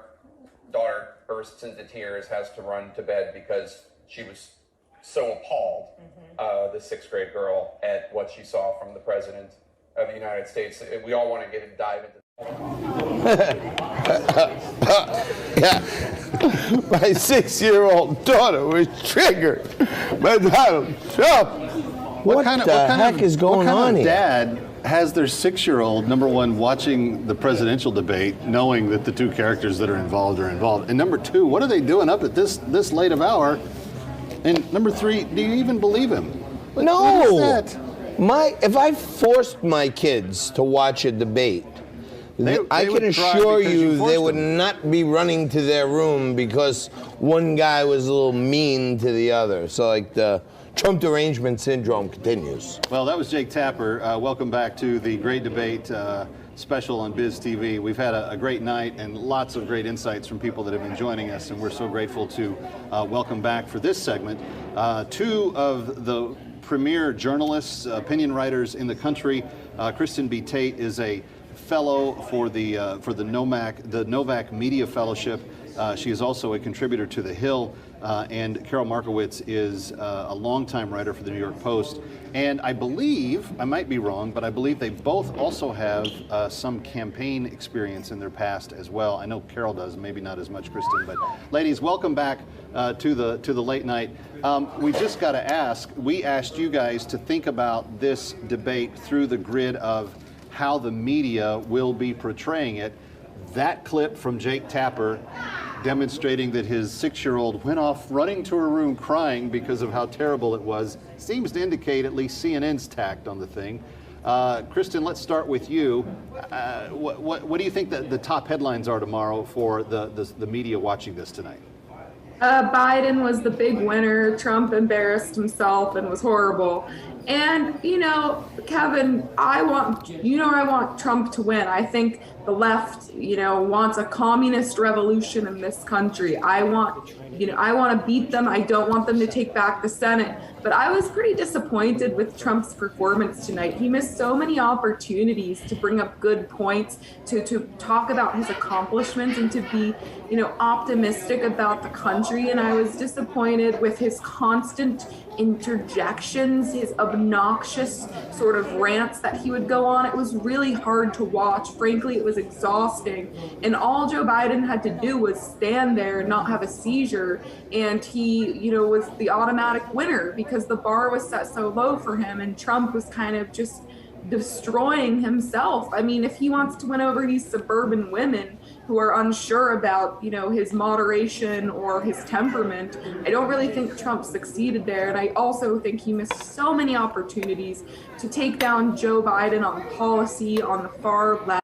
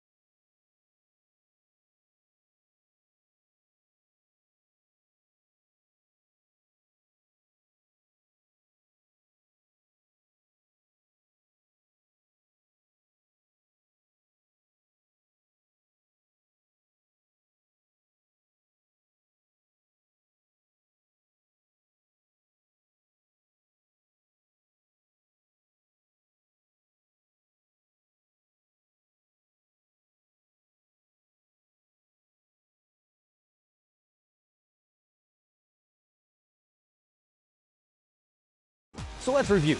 Tax Shaver gives you a quick, razor-smooth shave, features a built-in trimmer, works wet or dry, even underwater, and has 3 powerful shaving heads. I mean, there's just nothing like it on the market today. Act now to get your Tax Shaver for this special TV price of just $29.99 with free shipping. It's the only shaver that features genuine Bell & Howell precision and quality and is backed by our 10-year warranty. That's right. Call or click today to get your Tax Shaver and we'll ship it to you free. Act now to get the Bell & Howell Tax Shaver at this special TV price. Here's how to order. To order, call 1-800-612-7496 or go to taxshaver.com. That's 1-800-612-7496, or you can order online at taxshaver.com. 8 years ago, my daughter called to say she was expecting our first grandchild, but I never heard her say it. So a few years ago, Gina bought me a Nano hearing aid. And now I love hearing Ryan call me Papa. And at only $297 for a full pair, they make a great gift for someone you know. Plus, call now and order 1 hearing aid, and Nano will give you a second absolutely free. Call 1-800-298-4191.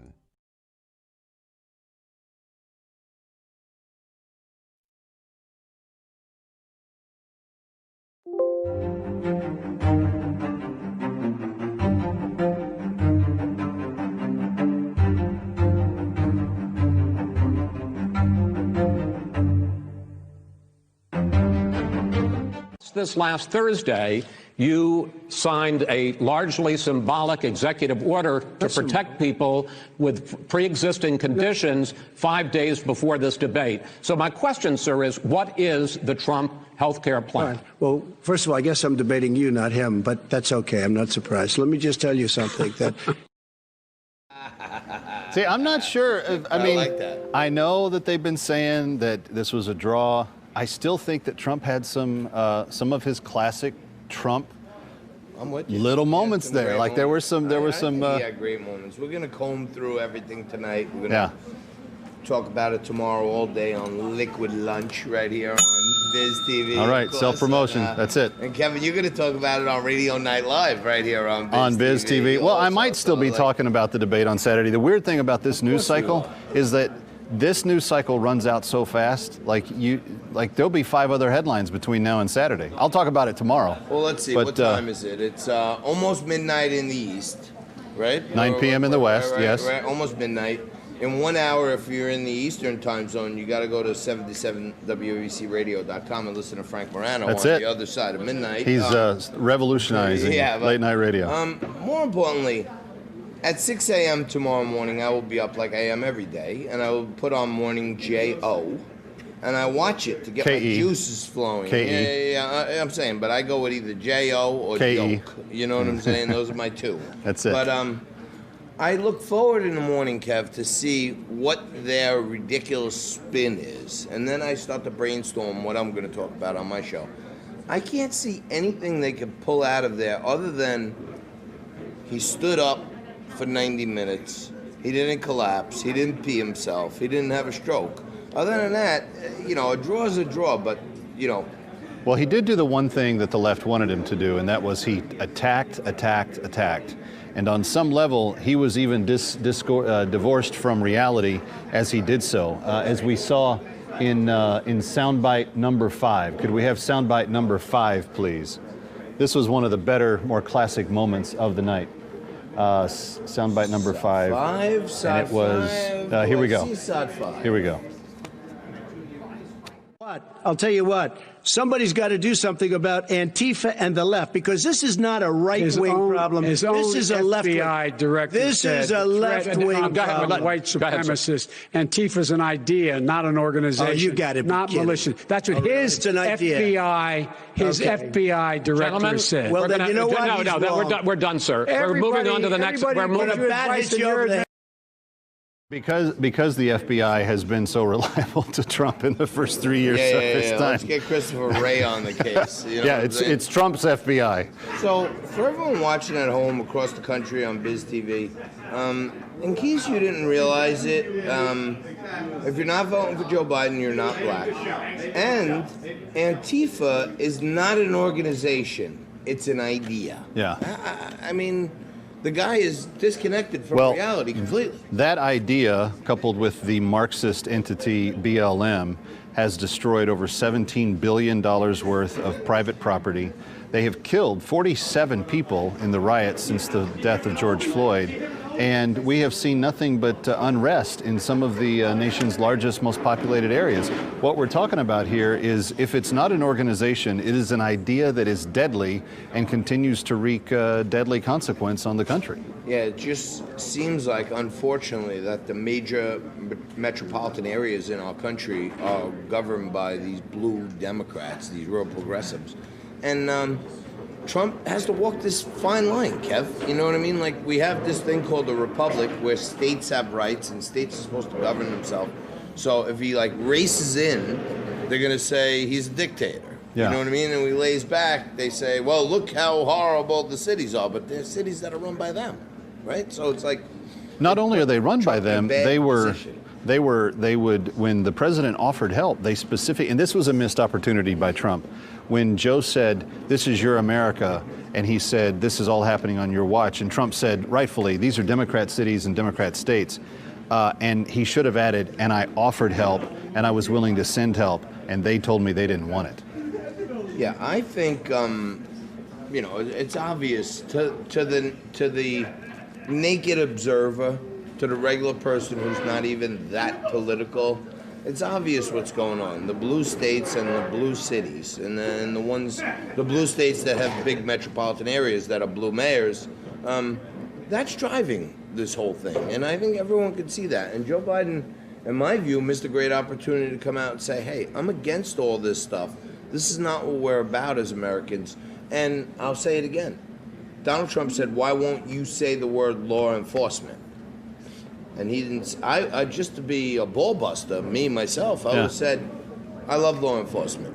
You know what I'm saying? And that would go away in the news cycle. But Joe didn't have the step-to-itiveness. Well, I like law, but a little bit of order. That doesn't seem to make any sense. I don't even understand that saying. You know, the other thing that I feel like Trump could have capitalized a little bit better on is something that he references in another highlight from the show, if we have soundbite 6 ready to go. But this is a huge issue that really needs to be revisited in the second debate. Let's take a listen to what he said about China. Companies came in from Germany, from Japan, went to Michigan, went to Ohio. They're not having and they didn't come in with you. Mr. Vice President, go ahead. And so you take a look at what he's actually done. He's done very little. His trade deals are the same way. He talks about these great trade deals. You know, he talks about the art of the deal. China's perfected the art of the steal. We have a higher deficit with China now than we did before. We have the highest trade deficit with Mexico. China ate your lunch, down 18%. China ate your lunch, Joe, and no wonder your son goes in and he takes out billions of dollars. Takes out billions of dollars to manage. He makes millions of dollars. And also, while we're at it, why is it, just out of curiosity, the mayor of Moscow's wife gave your son $3.5 million. What did he do to deserve it? What did he do with Burisma to deserve $183,000? None of that is true. China ate your lunch, Joe. I love that. Ate your lunch. I love that. Well, look, speaking of lunch, you're back tomorrow. With lunch tomorrow at noon. You'll be on Radio Night Live Saturday night right here on Biz TV. And speaking of lunch, what a meal we had tonight right here. Hey, Angelina's, thank you. It was superb Italians. Kev, Staten Island proud. There's haters in the world, there's lovers in the world, but you know what? We got lucky. We got approved to get the debate coverage. Scott Miller had the goal to go out and say, hey, you guys throw this thing together and let's make it work. Yeah. Let's get the network to a new level. We did it. We had did. a few glitches here and there. My team, God bless, thank you very much. They held it together. Totally and, did. On 2 days' notice, we had a heck of a show, my brother. Not bad, not bad at all. Let's do it again. Thank you very much. We got all the debates. We're going to find all kinds of great places to bring you the best guests.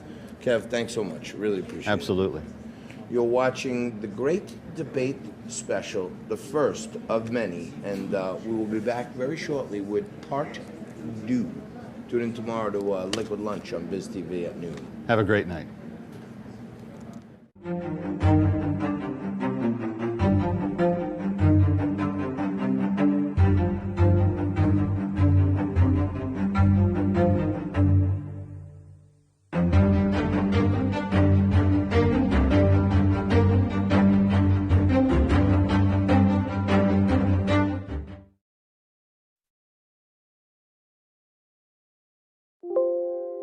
Biz TV presents Big Biz Show.